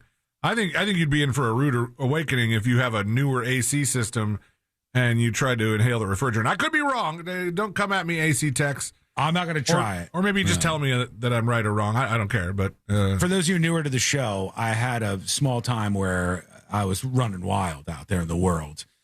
And and I would go to all lengths to have a good time, including that length. But what a time. Okay, we did the jury duty intro, and now I have to bring you the story that I was teasing. They said there was a planned attack on that UFC Freedom 250 event that was at the White House. Like the cage and the claw, people punching each other's faces, and the claw, and America. And the guy saying Michelle Obama is a man, all that stuff. Those weird dirt bike jumps. Yeah, all of that. There was allegedly a terror attack that was planned involving drones in like a first wave and a second wave, and they've arrested some people. Here's Fox talking about this FBI disruption of an alleged explosive drone plot that was targeting the White House UFC event. Let's see. To the Fox newsroom, the FBI disrupting this alleged plot targeting the UFC Freedom 250 event at the White House. Officials telling Fox a network of nearly 24 potential plotters were identified with at least 5 people in custody right now.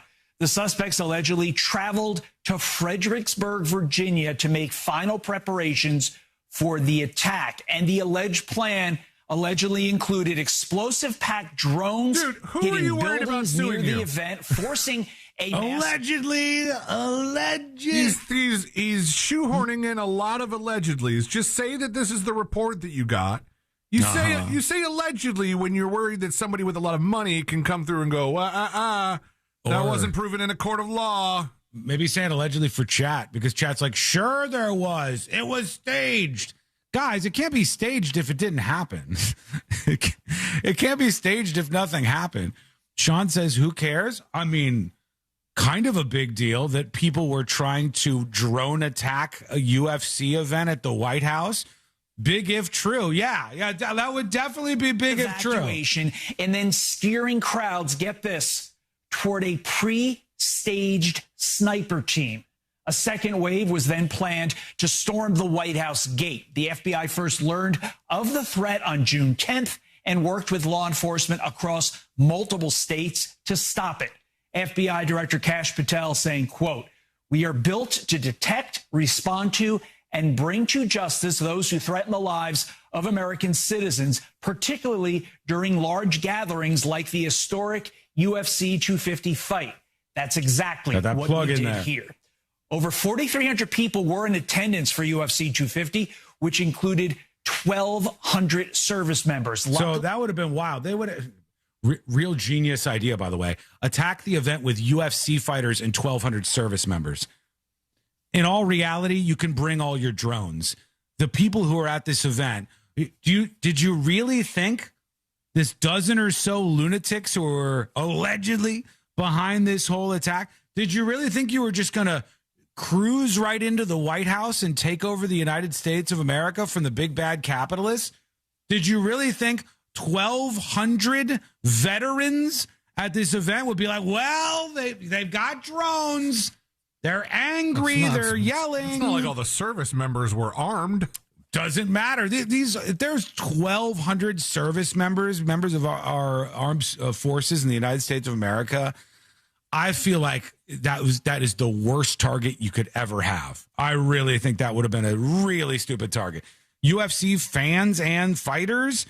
The alleged plan involved using explosive-laden drones to hit buildings near the event, forcing a mass evacuation, and then steer crowds toward a pre-staged sniper team, officials said. A second wave was then allegedly planning to storm the White House gate, according to officials. So they arrested a bunch of people for this. And, of course, you got like your fake. Everything's fake. Everything that I disagree with is fake. Everything that I agree with is totally real. So, we don't know. It looks like they were arriving in Virginia. So if they were like traveling and some of these people were coming to the scene, that seems more real than some other things that I've seen where the feds like goaded people along and they're like, hey, don't you want to do this? Don't you want an explosive? Don't you want this? This seems a little more legit than that. But, of course, you're never going to convince some of these people. That's what they're suggesting was happening. An alleged plan to use drones with explosives to hit buildings near the UFC event, force a mass evacuation, and then have a pre-staged sniper team to take all of these folks out. We'll see if you agree with it, believe it, whatever you want. Hit us up with your dispatches over at thenewsjunkie.com or tips at thenewsjunkie.com. All right, quick break, and then we're ratcheting up the power hour. C-Lane's got this clip censored. I think this is going to get people talking. This is an interesting one for sure. And we'll play this for you, get a conversation fired off, and get ready for the power hour. Because as you can hear, the power hour engines just started. You heard that in the background. That wasn't C-Lane's phone. A lot of people think that, but it wasn't. It wasn't my phone. What was it? I don't know. Something beeped. It wasn't me. I'm not beeping over here. You're a pretty big beeper. One thing that's happening for sure is the power hour, because that's coming up next on the News Junkie. Your chance to win $2,500 is just minutes away with the $250K USA giveaway, presented by HBN Bath on Real Radio 104.1. From the Clausman Law Traffic Center, car crash, call Clausman Law. ClausmanLaw.com. Accident on State Route 50 westbound at Westmoreland Drive is blocking the left lane. Accident also Anderson Street eastbound at 527. Not sure of a lane blockage there. Also, there's some debris on the roadway. Traveling on Flores Turnpike southbound, be aware it's at the Turkey Lake Surface Plaza. See traffic troubles? Call the Valvoline Instant Oil Change traffic tip line at 866-676-8477. From the Traffic Center, I'm Katie Wilkins. This report is sponsored by AutoZone. Get in the zone. The free AutoZone Fix Finder service can help you troubleshoot the likely cause of your pesky check engine light for free and help you save time and money down the road. Restrictions apply. Get in the zone. AutoZone. This earful of real radio is brought to you by JustCallMo.com. Injured on the go? JustCallMo.com. If you want your windows there in weeks, pick up the phone and just text Reese. Win $25,000 in new impact windows from Reese Windows. Pick up your phone and text the word TRUST right now to 20129. Hello! The power hour is just minutes away.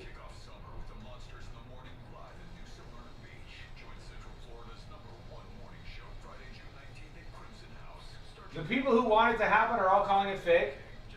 The truth is this, all right? I'm going to hit you with the truth. You can agree, disagree, whatever. The truth is, the very political people on the fringes of our society, on the far left and the far right, are the most hypocritical people ever. They do not care about any of the things that they pretend to care about on a regular basis. They seek to control the normies at all costs. And so how they feel about a situation is solely based on who the target was. There are no bad plans, but only bad targets. No bad ideas, only bad targets. What's that saying? How's that saying go? No bad strategies, only bad targets. Right? So if this were, hey, a bunch of right-wing crazy Nazis hopped up on Nick Fuentes' podcasts were planning on going to the Capitol to take out Kamala Harris with some explosive drones, and then they were going to go in and start the 17th Reich at the White House afterwards. I'm pretty sure the very same people would be like, definitely happened. 100% real. True. It's absolute. Oh my God, here they go again. Yep. I knew it. I knew something like this was going to happen. But if the target is like somebody who is like allied with, if the target is not allied with them, I guess I should say, if it's an enemy of them, then it's like, none of this is real. Everything's fake. It's so easy to live in a world where you just say fake. Everything's fake. They're like, October 7th, fake. Yeah, fake. Yeah, the October 7th, the rapes and the allegations that all these people were abused and kids were killed, and fake. Just fake. Anything inconvenient is fake. That is the world that we live in. All right?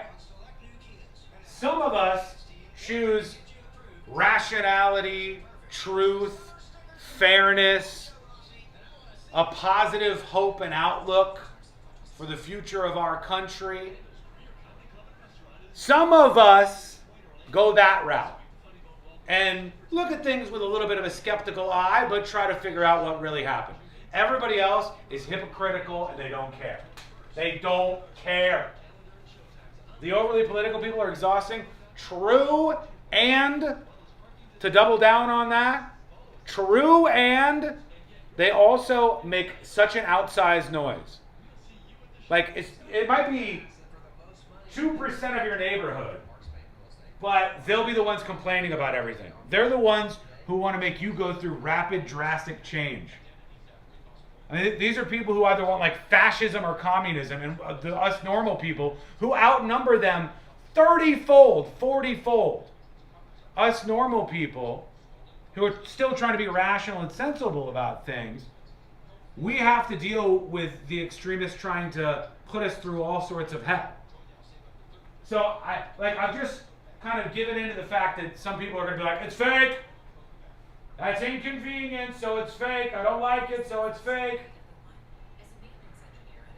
I don't know. I mean, we can look further into it, but that's at least what we know so far. And they said they've arrested people, so people have been arrested and charged. And they said that they had made their way to Virginia, at least getting themselves close to the scene of where this would happen. Was it like an entrapment thing? Maybe. I don't know. We'll see. Some of you will never believe, though. All right, here we go. We're coming back. Power Hour time. Grainger, click Grainger.com, or just stop by. Grainger, for the ones who get it done. What's your case worth? Injury.com by Morgan & Morgan. iHeartRadio FIFA World Cup Update. As the U.S. prepares for its next match, midfielder Tyler Adams says they're getting bonding time off the field. Whether it's watching the World Cup game, whether it's watching Stanley Cup, whether it's watching NBA Finals, it's a great moment for sports right now, just in general. And it's a great moment for our team just to be able to spend time with each other. The U.S. meets Australia Friday. Meanwhile, Lionel Messi and Argentina will start their repeat quest tonight against Algeria. For live Fox coverage, search World Cup now on the free iHeartRadio app. Coming to you live from the JustCallMo.com studios. Injured on the go? Just call Mo. Need help after an accident? Visit JustCallMo.com or dial 1-800-CALL-MO. This is WTKS-FM HD1 Cocoa Beach, Orlando. An iHeart radio station. Guaranteed human. Now, your chance to win $2,500. Just enter this nationwide keyword on our website. Travel. That's travel. Enter it now.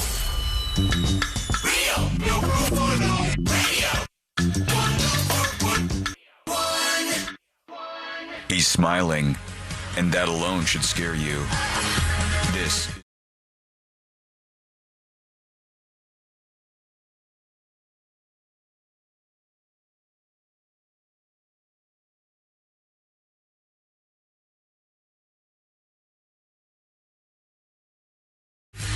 We have many more bombs to drop.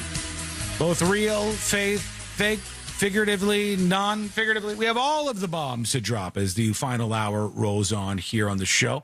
Emails, dispatches, your feedback on the way absolutely shortly here on the show. But before we do that, C-Lane, let's do the Power Hour. They said it couldn't be done. Then they said, ladies and gentlemen, Herschel Walker here. I'm Herschel Walker. I don't want to tell you the dangerous thing about being in the Bahamas is when your husband watches you fall off the damn boat and floats you out into the abyss and never gives you any life preserver. it's time for the Power Hour on the News Junkie. Thank you for your attention to this matter. All right? Now we know. We know. That was him, huh? Herschel Walker. That's so crazy that he came just to do the Power Hour. Yeah, that's crazy. I had now he's back to warning people about jet skis, you know? Thank God. The real worries of this world of ours. I have this clip courtesy of C-Lane who has censored this. I'm still sticking by the dump button because these people are out of control. These kids are out of control. And when I saw this, I was like, I have so many questions. The first thing you should know is, I believe, confirm this if it's true, C-Lane, I think these are kids who are protesting at the Tesla restaurant. I only really read like the link. I haven't watched the video. I've only heard it. Okay. All right. I believe they're at. So here it is. It's very tough to understand what these kids are saying, by the way. So for those of you who don't know, I don't know why they did this, but Elon Musk and the people at Tesla, they built a Tesla restaurant. And I'm not sure if it's like free or discounted for Tesla people. I know it has Tesla chargers everywhere. And they built like a whole Tesla restaurant. Oh, the Tesla Diner. Yeah. It's a supercharging station, classic American diner, and drive-in theater. Okay, so they do drive-in theater stuff. You know, have like a fun little thing, and food. And because it's Elon Musk, there's going to be some people who and go nuts. I would wait and see what the reviews are. Is the food good? That's what I care. Does it charge my Tesla faster if I got to charge? Isn't there like a mega supercharger or something? There's something that can charge those suckers fast, right? It can seat 250 plus for dining. There's 80 supercharger stalls. There's movies, merchandise. They're calling it the Diner of the Future. It's kind of cool looking. Yeah, it seems like sort of a waste of money. But yeah, I mean, I guess they've got Tesla money. He's a trillionaire, for God's sake. Elon Musk saw people getting mad at billionaires, so he said, I better get out of that category real quick. You know which way I should go. Yeah. So I could go back to millionaires, which doesn't sound like a good strategy, or I could get away from the billionaire heat by going to the trillionaire category. I mean, I bet it doesn't cost him that much. There's a lot of solar on this thing, but it's a 2-story diner where the top story is like an open-air deck. Yeah. And on the deck, on at least 2 sides of the deck, there's giant screens where I'm assuming they show the movies. Okay. So it doesn't look a whole lot like your classic drive-in theater, but it does look like a fun-ish kind of place. Well, we tell you all of that to tell you that for some reason there are little kids with foul mouths protesting outside of the Tesla diner. I don't know why. I want you to think about what you were doing when you were 12, 10, maybe these kids are. When you were a little kid where you're like, well, clearly I'm going to protest at the Tesla diner. Give me my megaphone. Here they are. Let's listen in. You racist, fascist, you're supporting a pedophile who wants to rape children. What's in the Epstein file? You wouldn't even know. How old do you think these kids are? They got to be 12. They got to be 11, 12 years old. What have the parents done to these kids? Bro, what are you doing? What are you doing? Why is your 12-year-old kid? The same thing happened with Drew Carey with his kid like lighting the stuff on fire during the protests in 2020 or whatever. Why? I don't mind if your kid's getting in trouble necessarily, because kids get in trouble and this is a rite of passage to kind of screw around and do that stuff. But what is your kid doing yammering about this stuff at a Tesla diner and like cursing at people and yelling at people who are going into this diner? What on earth? Anna's a Nazi! They're flicking them off. Don't stop us. They'll kill you That little kid said, "Go kill yourself," to a person whose grand crime was walking into the Tesla diner, and I guess owning a Tesla. Yeah, the parents have convinced the kids, because trust me, that's what happened.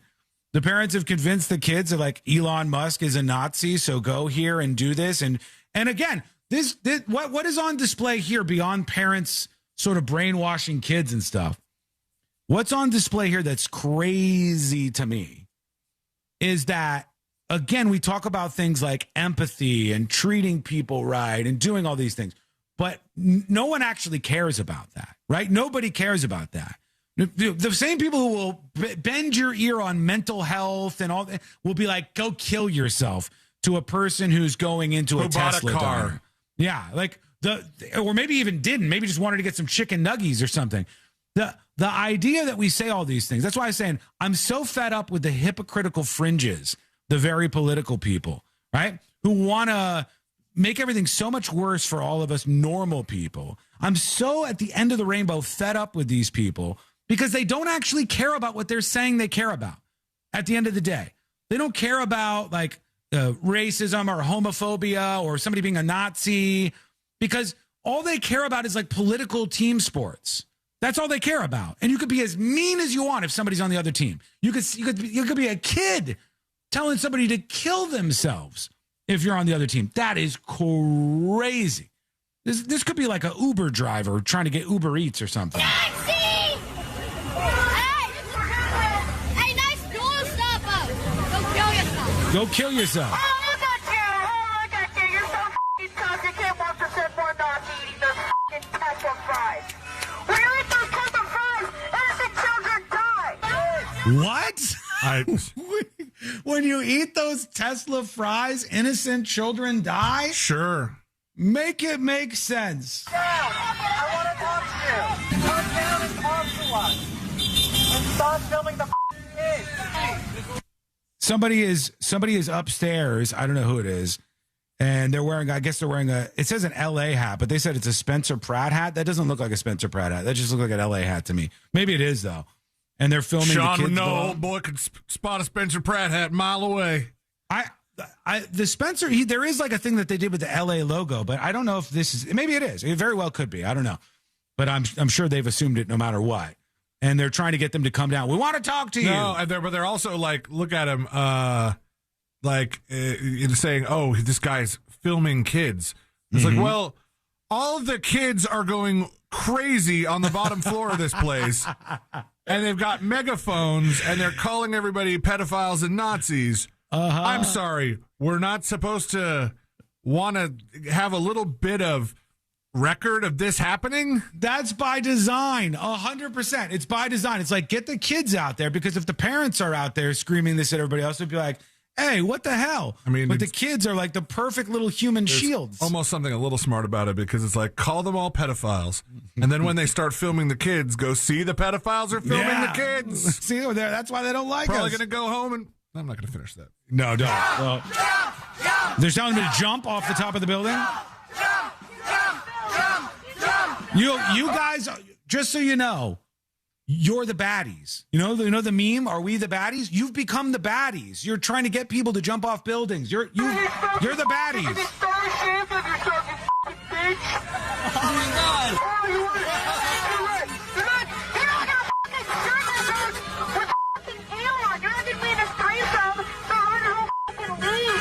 And I would bet this is a parent behind this camera filming this kid. That would be my guess.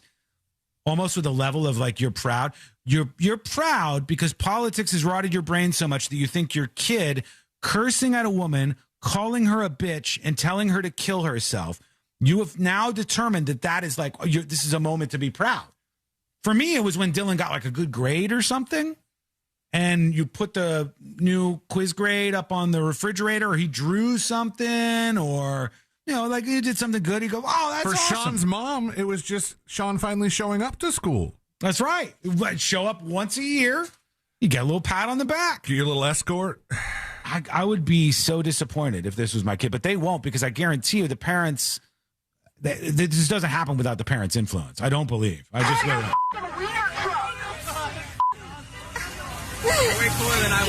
Oh my God.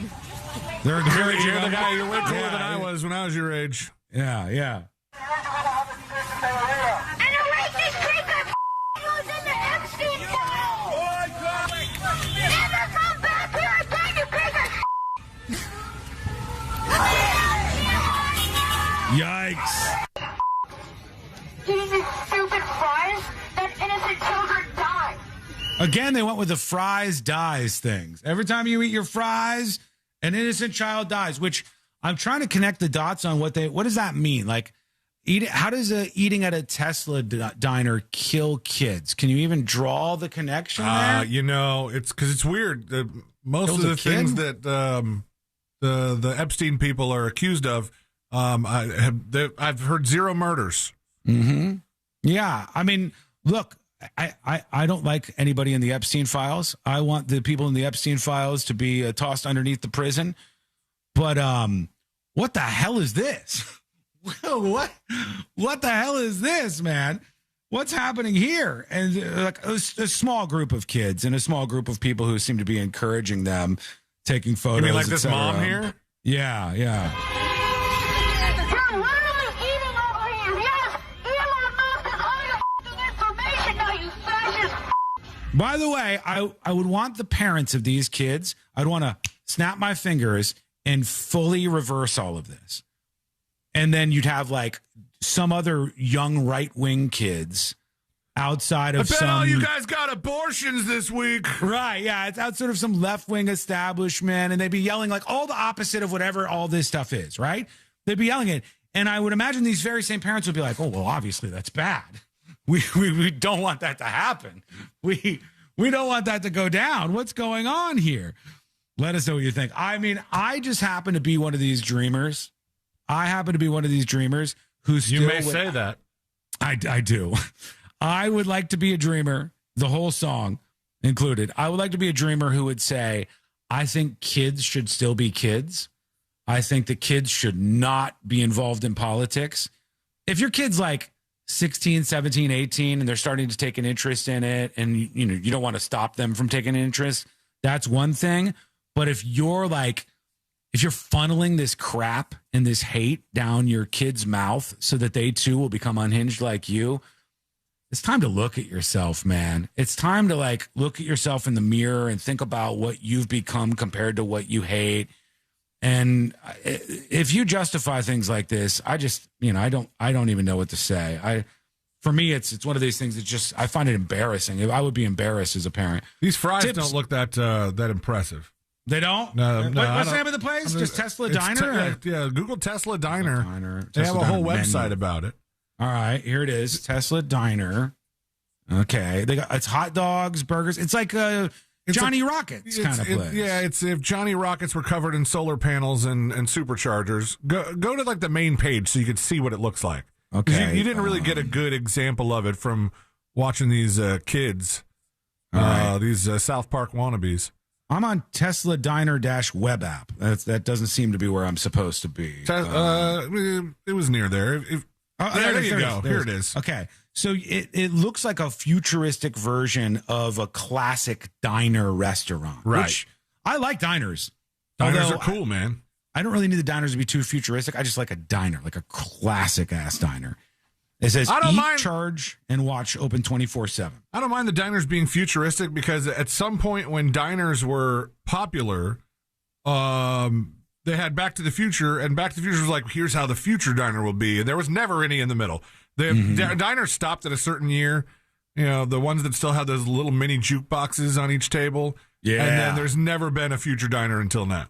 Oh, man, diners used to have like the big flat top that you wouldn't even imagine how many meals had been cooked on that. Yeah. So I don't know if it's true or not, but people like Sealand would always tell me there's like a seasoning that comes to it after so long and it makes the diner food better. It makes the flat top more efficient. And sure, some people would say the diner is better. Sure. It's good stuff. There's a huge TV outside of this place where they watch, SpaceX launches is what they're showing on this, but I imagine like sports and stuff. And it just shows families kind of hanging out, eating burgers, but like it doesn't need to be this way, but like so many other things, it's turned into a big controversy, I guess. And these kids have these parents have their kids out there cursing up a storm and just being absolutely vile human beings. So there you go. Again, fringe people. Most people don't agree with that. Not even in Los Angeles. Most people don't agree with that, I don't think. But tell us what you think. Send us a dispatch at thenewsjunkie.com. Cubby emails, tips@thenewsjunkie.com. Cubby says, good afternoon, Sean. I'm running a bit behind. I just heard your story and question about America going on another 250 years. Yeah, that was a poll. So funny that you bring that up because somebody just texted in and goes about the clip we just played and said, this is why lots of people don't think the country will be around another 250 years. Yeah, I mean, I still think this is like so fringe people are loud, but I think this is fringe. The fringe people are so loud. They're so annoying. They yell at all of us normal people who don't want anything to do with any of this stuff. But good afternoon, Sean. I'm running a little bit behind. I just heard your story and question about America going another 250 years. And I just don't know with the global economy, AI, and space exploration, we might be closer to a global nation than the map we know today. 250 years is a long time. A lot of technologies are going to be made in that time. So I think I might be one of the doubters, but not in a bad way. I actually believe in mankind. As always, love the show. It gets me through my day a little bit wiser with a smile on my face, says Cubby. First of all, thank you, Cubby. Appreciate the email and everything about it. But it's an interesting perspective because what Cubby is saying here is not what most people are saying. Because I believe most people would say, I don't think the America that we know is going to be here in 250 years. They would say because of political divisions, because of extremism, and they blame the other side. They'd be like, that team, those people, because of them. But Cubby's saying, and there's something to this, look at where we've gone in what? How long have we been talking about ChatGPT? 3 years, maybe? Couple years. Handful of years. Look at where we've gone with that. I always bring back Will Smith eating spaghetti, some of the first AI videos that were like laughably, jokeably, memeably bad. Originally released in November of 2022. Okay, so 4 years-ish. In 4 years. Now think about where that's gone. Think about where graphics from ChatGPT and videos from AI outlets are compared to when all of that first started. Whoo! I mean, Cubby's right. 250 years from now, are there any jobs left? What happened when the jobs evaporated? To answer your first question. And what does it look like now? That's a fair take, I think. I think there's a lot of fairness to that, and it's an interesting conversation, actually. Anthony says, you ask why Musk decided to build the diner. The man has $1,000 billion. Why not? Well, yeah. Yeah, I guess there's a lot of why nots in play for somebody like Elon Musk now. And he would probably say it's to promote Tesla and to reward Tesla owners, I guess. I guess that's what it would be. I don't know that there's any reward. It's just something you could do with your Tesla if you live near this diner. I don't even think there's more than one of them. Yeah, I guess the reward would be that there's more charging stations here or something. I don't know. But, yeah, he does have enough money that it's pretty preposterous. And I agree on that part. But let us know what you think. Send us a dispatch. Go to thenewsjunkie.com and ride along with us as Power Hour continues. I've got more for you when we come back. I got to pay off the tease about the Cruz murder mystery update, a bombshell update in that case. This is the Anna Kepner one. A bombshell update in the Anna Kepner Cruz murder mystery story. That is coming up next on the News Junkie. AI can write jokes. We know when to pause for a laugh. Real Radio 104.1. Guaranteed human. Stand by. Live read and then Skull Mike continues. Right lane, 436 northbound near Bear Lake Road. And there's an accident blocking the left lane, State Route 50 at Westmoreland Drive. And it's a slow ride right now between 192 and Darrell Carter Parkway on I-4 eastbound. See traffic troubles? Call the Valvoline Instant Oil Change traffic tip line at 866-676-8477. From the Traffic Center, I'm Katie Wilkins. This report is sponsored by Gatorland. Gatorland knows you need more animals, more gators, and more fun. And now, Florida residents get what they need for less. With $17.50 admission, now through the end of June. We know what y'all need. Y'all need Gatorland. You heard me talking about the AC in the studio breaking during the show, and it was a bad time. It was not a good time. And I knew I had to do something because if it gets too hot in this studio, It's not good for the equipment. I have got an insane array of equipment in this studio. So I had to get the Mills Air people out here, and I had to get them out here fast. That's what I did. I picked up the phone just like you would. Human being answers the phone. Imagine that. And they said, hey, I think that you're going to need somebody to come out there, Sean. So let's send somebody out. Boom. Next morning, bright and early, there's my Mills Air rep, Roberto, excuse me. And Roberto comes over here, and he says, hey, let me take a look at this, Sean. And I say, you're about to walk into a weird room, Roberto, right through the Waffle House, right into the studio. And he takes a look at the mini split here. Roberto goes, I've seen this a bunch of times. I got this. He had it fixed in 15 minutes, and it was working, but better than new, better than when we first got the house and nobody had ever used the thing. And that's because they are skilled, talented people. They're not trying to rip you off. They want to make you happy after a visit from Mills Air so that you keep going back to them when your AC acts up, if it does in the future. So if you like that, if you want honesty, call Mills Air, 407-277-1159, 407-277-1159, or find them online at millsair.com.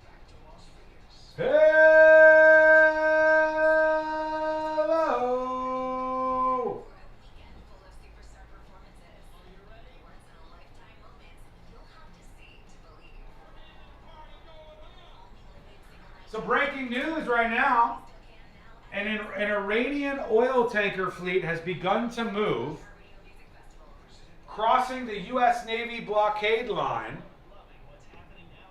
They're trying to see what happens when they cross the blockade line. Another tanker is approaching the line, while others are moving on their way into the Iranian oil terminals to load. So the Strait of Hormuz, aka the Strait of Hormel, is up and running, and they're a little tense. What's going to happen here? Will this peace deal that has been arranged here, number one, will it last? And then number two, what did the USA get out of it? We dropped billions of dollars in bombs. What did we get out of it?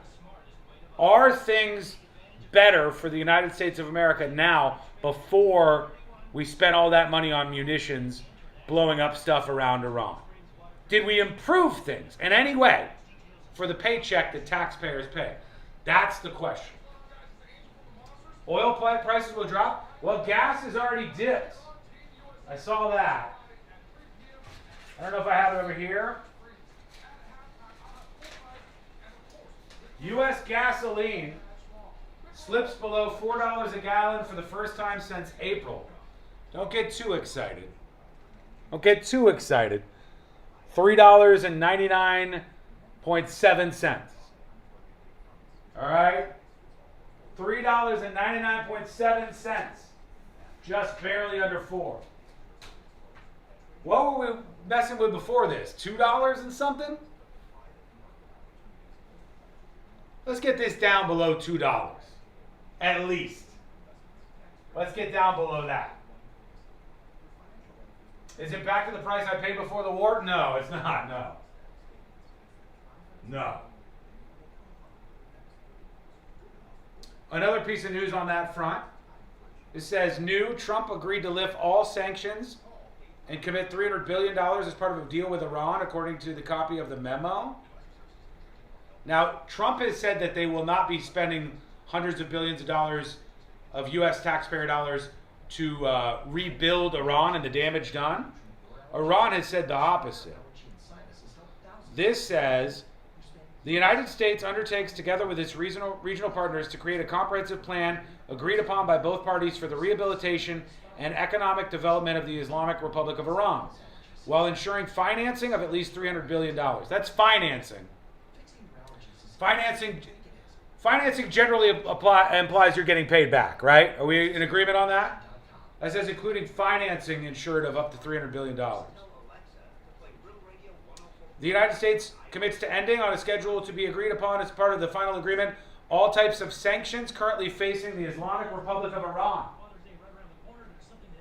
including resolutions of the United Nations Security Council and the Board of Governors of the International Atomic Energy Agency.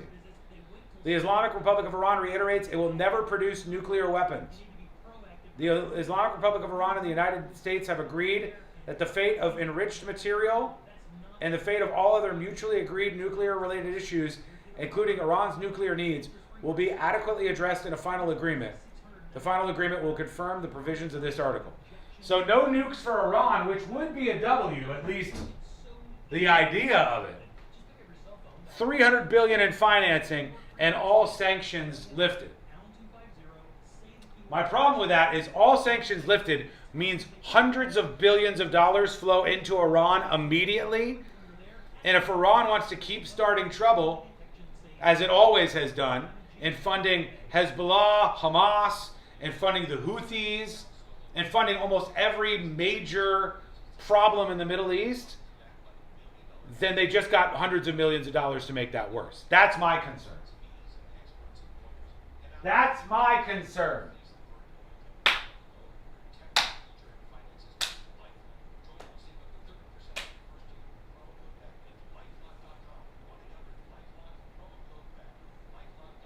All right, we're coming back. Power Hour rolls on. Stick with us. We still got so much to cover. And did I tell you? You look amazing today. Amazing. Unrelated, it's a Share the Show Tuesday. Could you pretty please hit the like button over on the YouTube stream? Would you mind? One little like. Just one little like. At Viome.com/gut. V as in Victor, IOME.com/GUT. And use coupon code GUTHEALTH50 to save $50 off your purchase.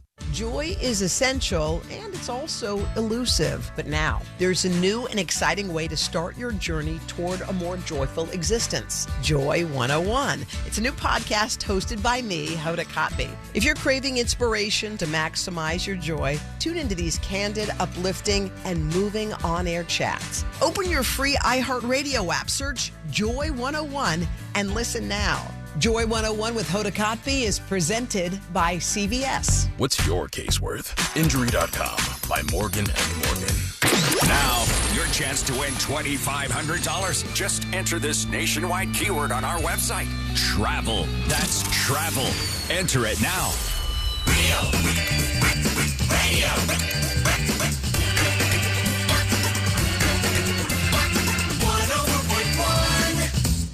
Forever at the crossroads between viral news and total chaos.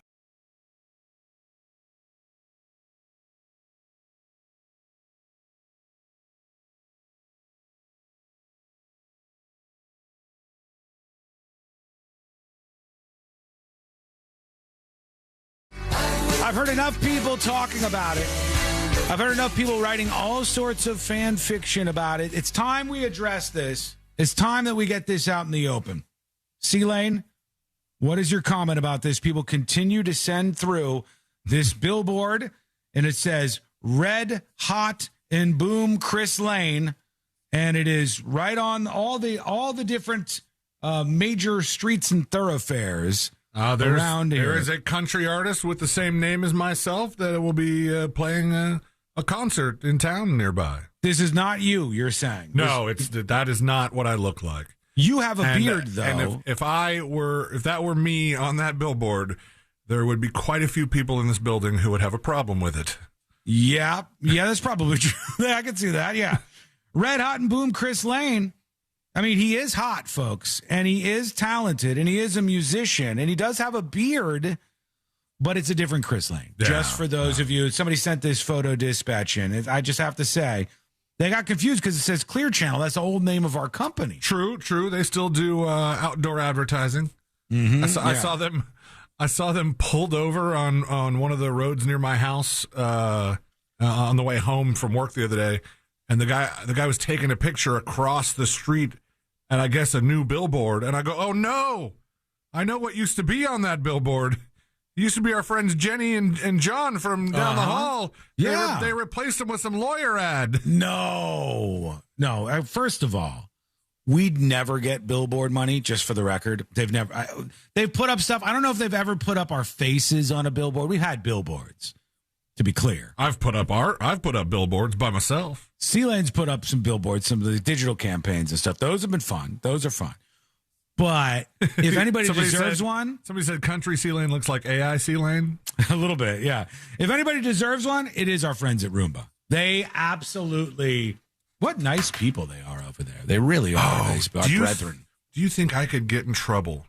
Yes. For I think so. For putting up a billboard that is just about me being on the News Junkie, but it says Chris Lane, and there's people might be a little bit like, whoa, it's Chris Lane, and we should listen to it. You could probably divert a little attention away from this whole thing, and you could play right next to them. They're playing at some park. If you could play right next to that, and you could be like, hey, there's another sea lane over here.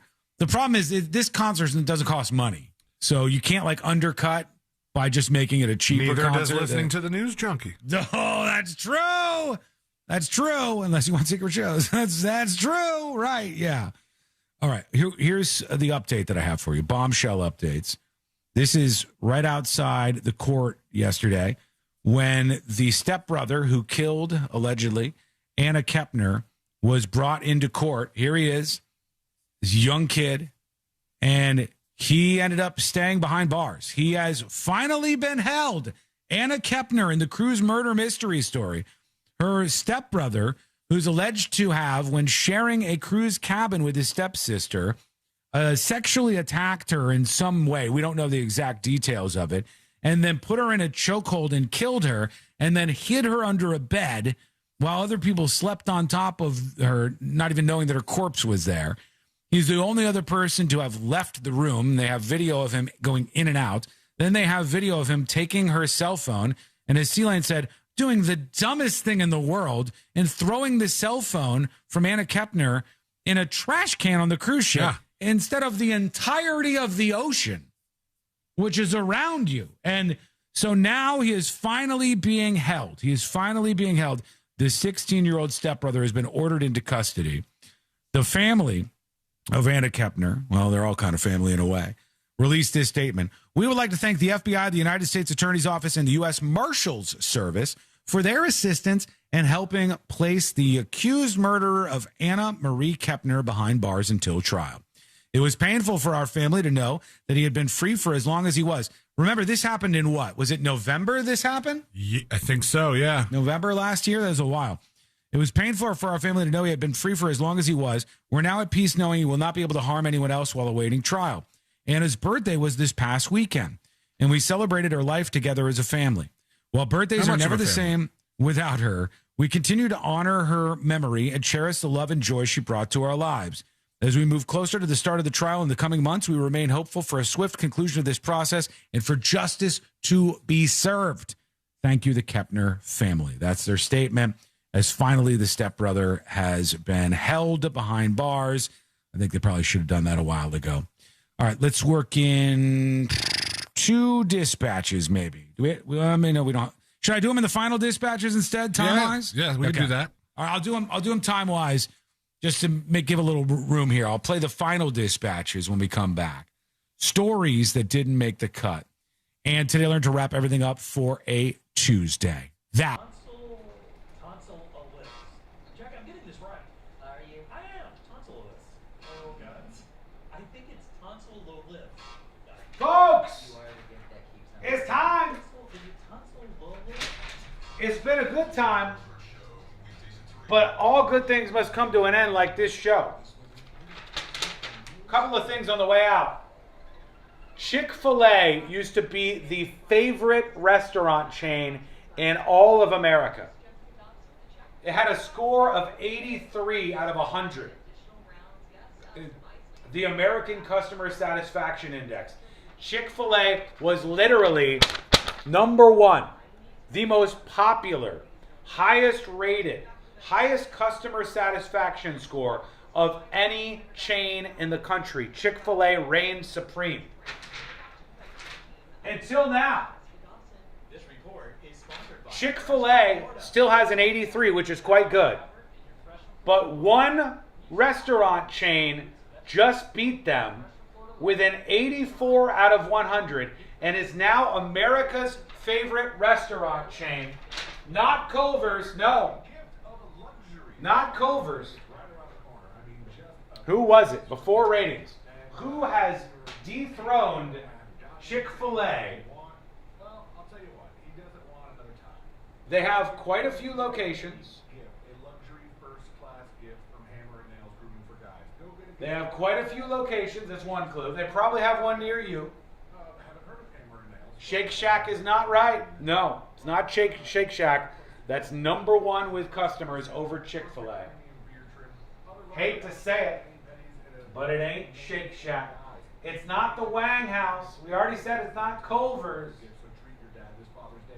Answer coming in 10, 9, 8, not Burger King.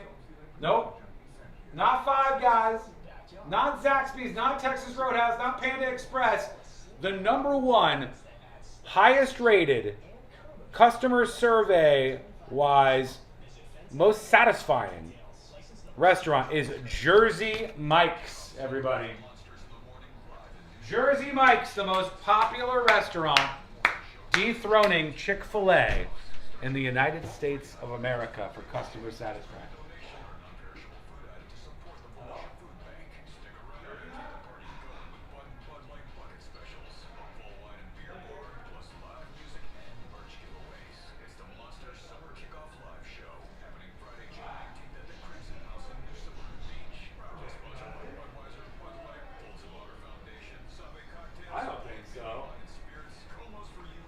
I don't know what she's talking. She says their meat tastes a little gamey sometimes. Hell no. Jersey Mike's is good. I dig it. Yup, Jersey Mike's sucks. Have you had Jersey Mike's recently? It's pretty good. It's pretty good. Okay? It's pretty good. Now it's time to rate the show. 10 out of 10. It goes into the Hall of Fame. No notes. We put it right here, and we remember that time when we had such a fun show. 10 out of 10 is over there. 1 out of 10 is in Loserville. This corner is where we put the losers. Rate the show out of 10. What do you got for us today?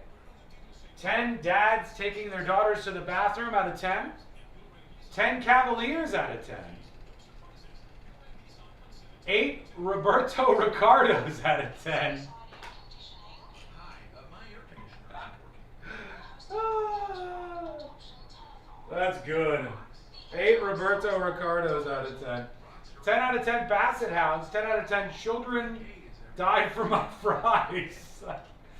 10 out of 10 Drowning Victims Coming Back to Life. 10 out of 10 Bad Jersey Mike Subs. 9.1 Bad Kids Yelling at Diners out of 10. The German judge coming in with 5 out of 10 fake White House attacks.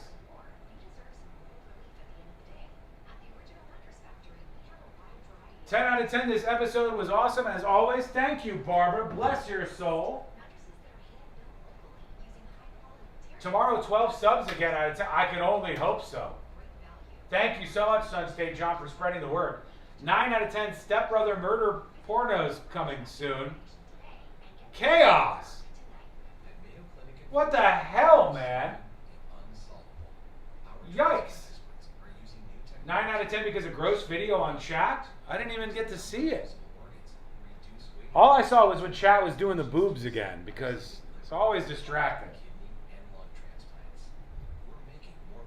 10 out of 10 unforwarded chain mail letters. 10 out of 10 dads using the women's restroom. Bless your soul, all of you. Honest to God, no bullshit. Thank you for hanging out and spending time with us on the show every day. If you care enough, if you liked any of the show at all, on a Share the Show Tuesday, the 2 most important things you can do is hit the like button, which is totally free, and 2, subscribe to Secret Shows over on thenewsjunkie.com to throw some support our way. All right? God bless you. Thank you for that. Thank you for that.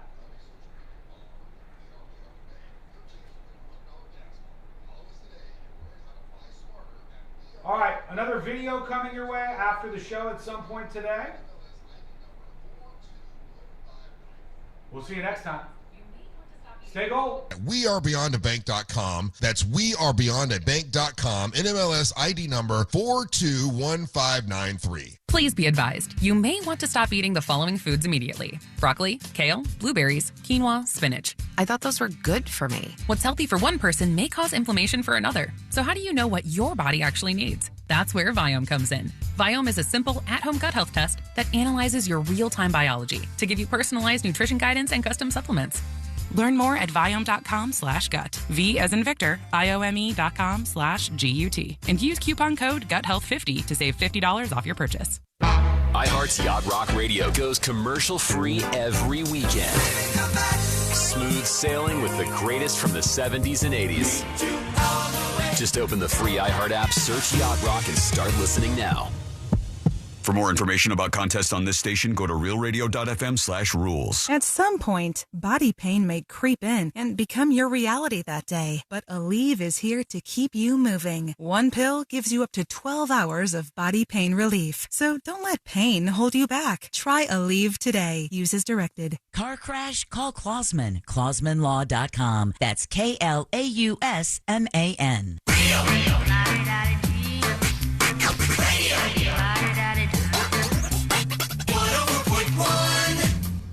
Forever at the crossroads between viral news and total chaos.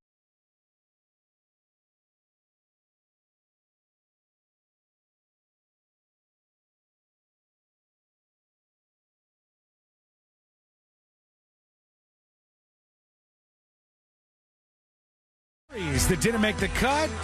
And today we're going to wrap everything up for a Share the Show Tuesday. Great job, everybody. It's been a blast hanging out with you as per usual. We'll be back tomorrow to do it all over again.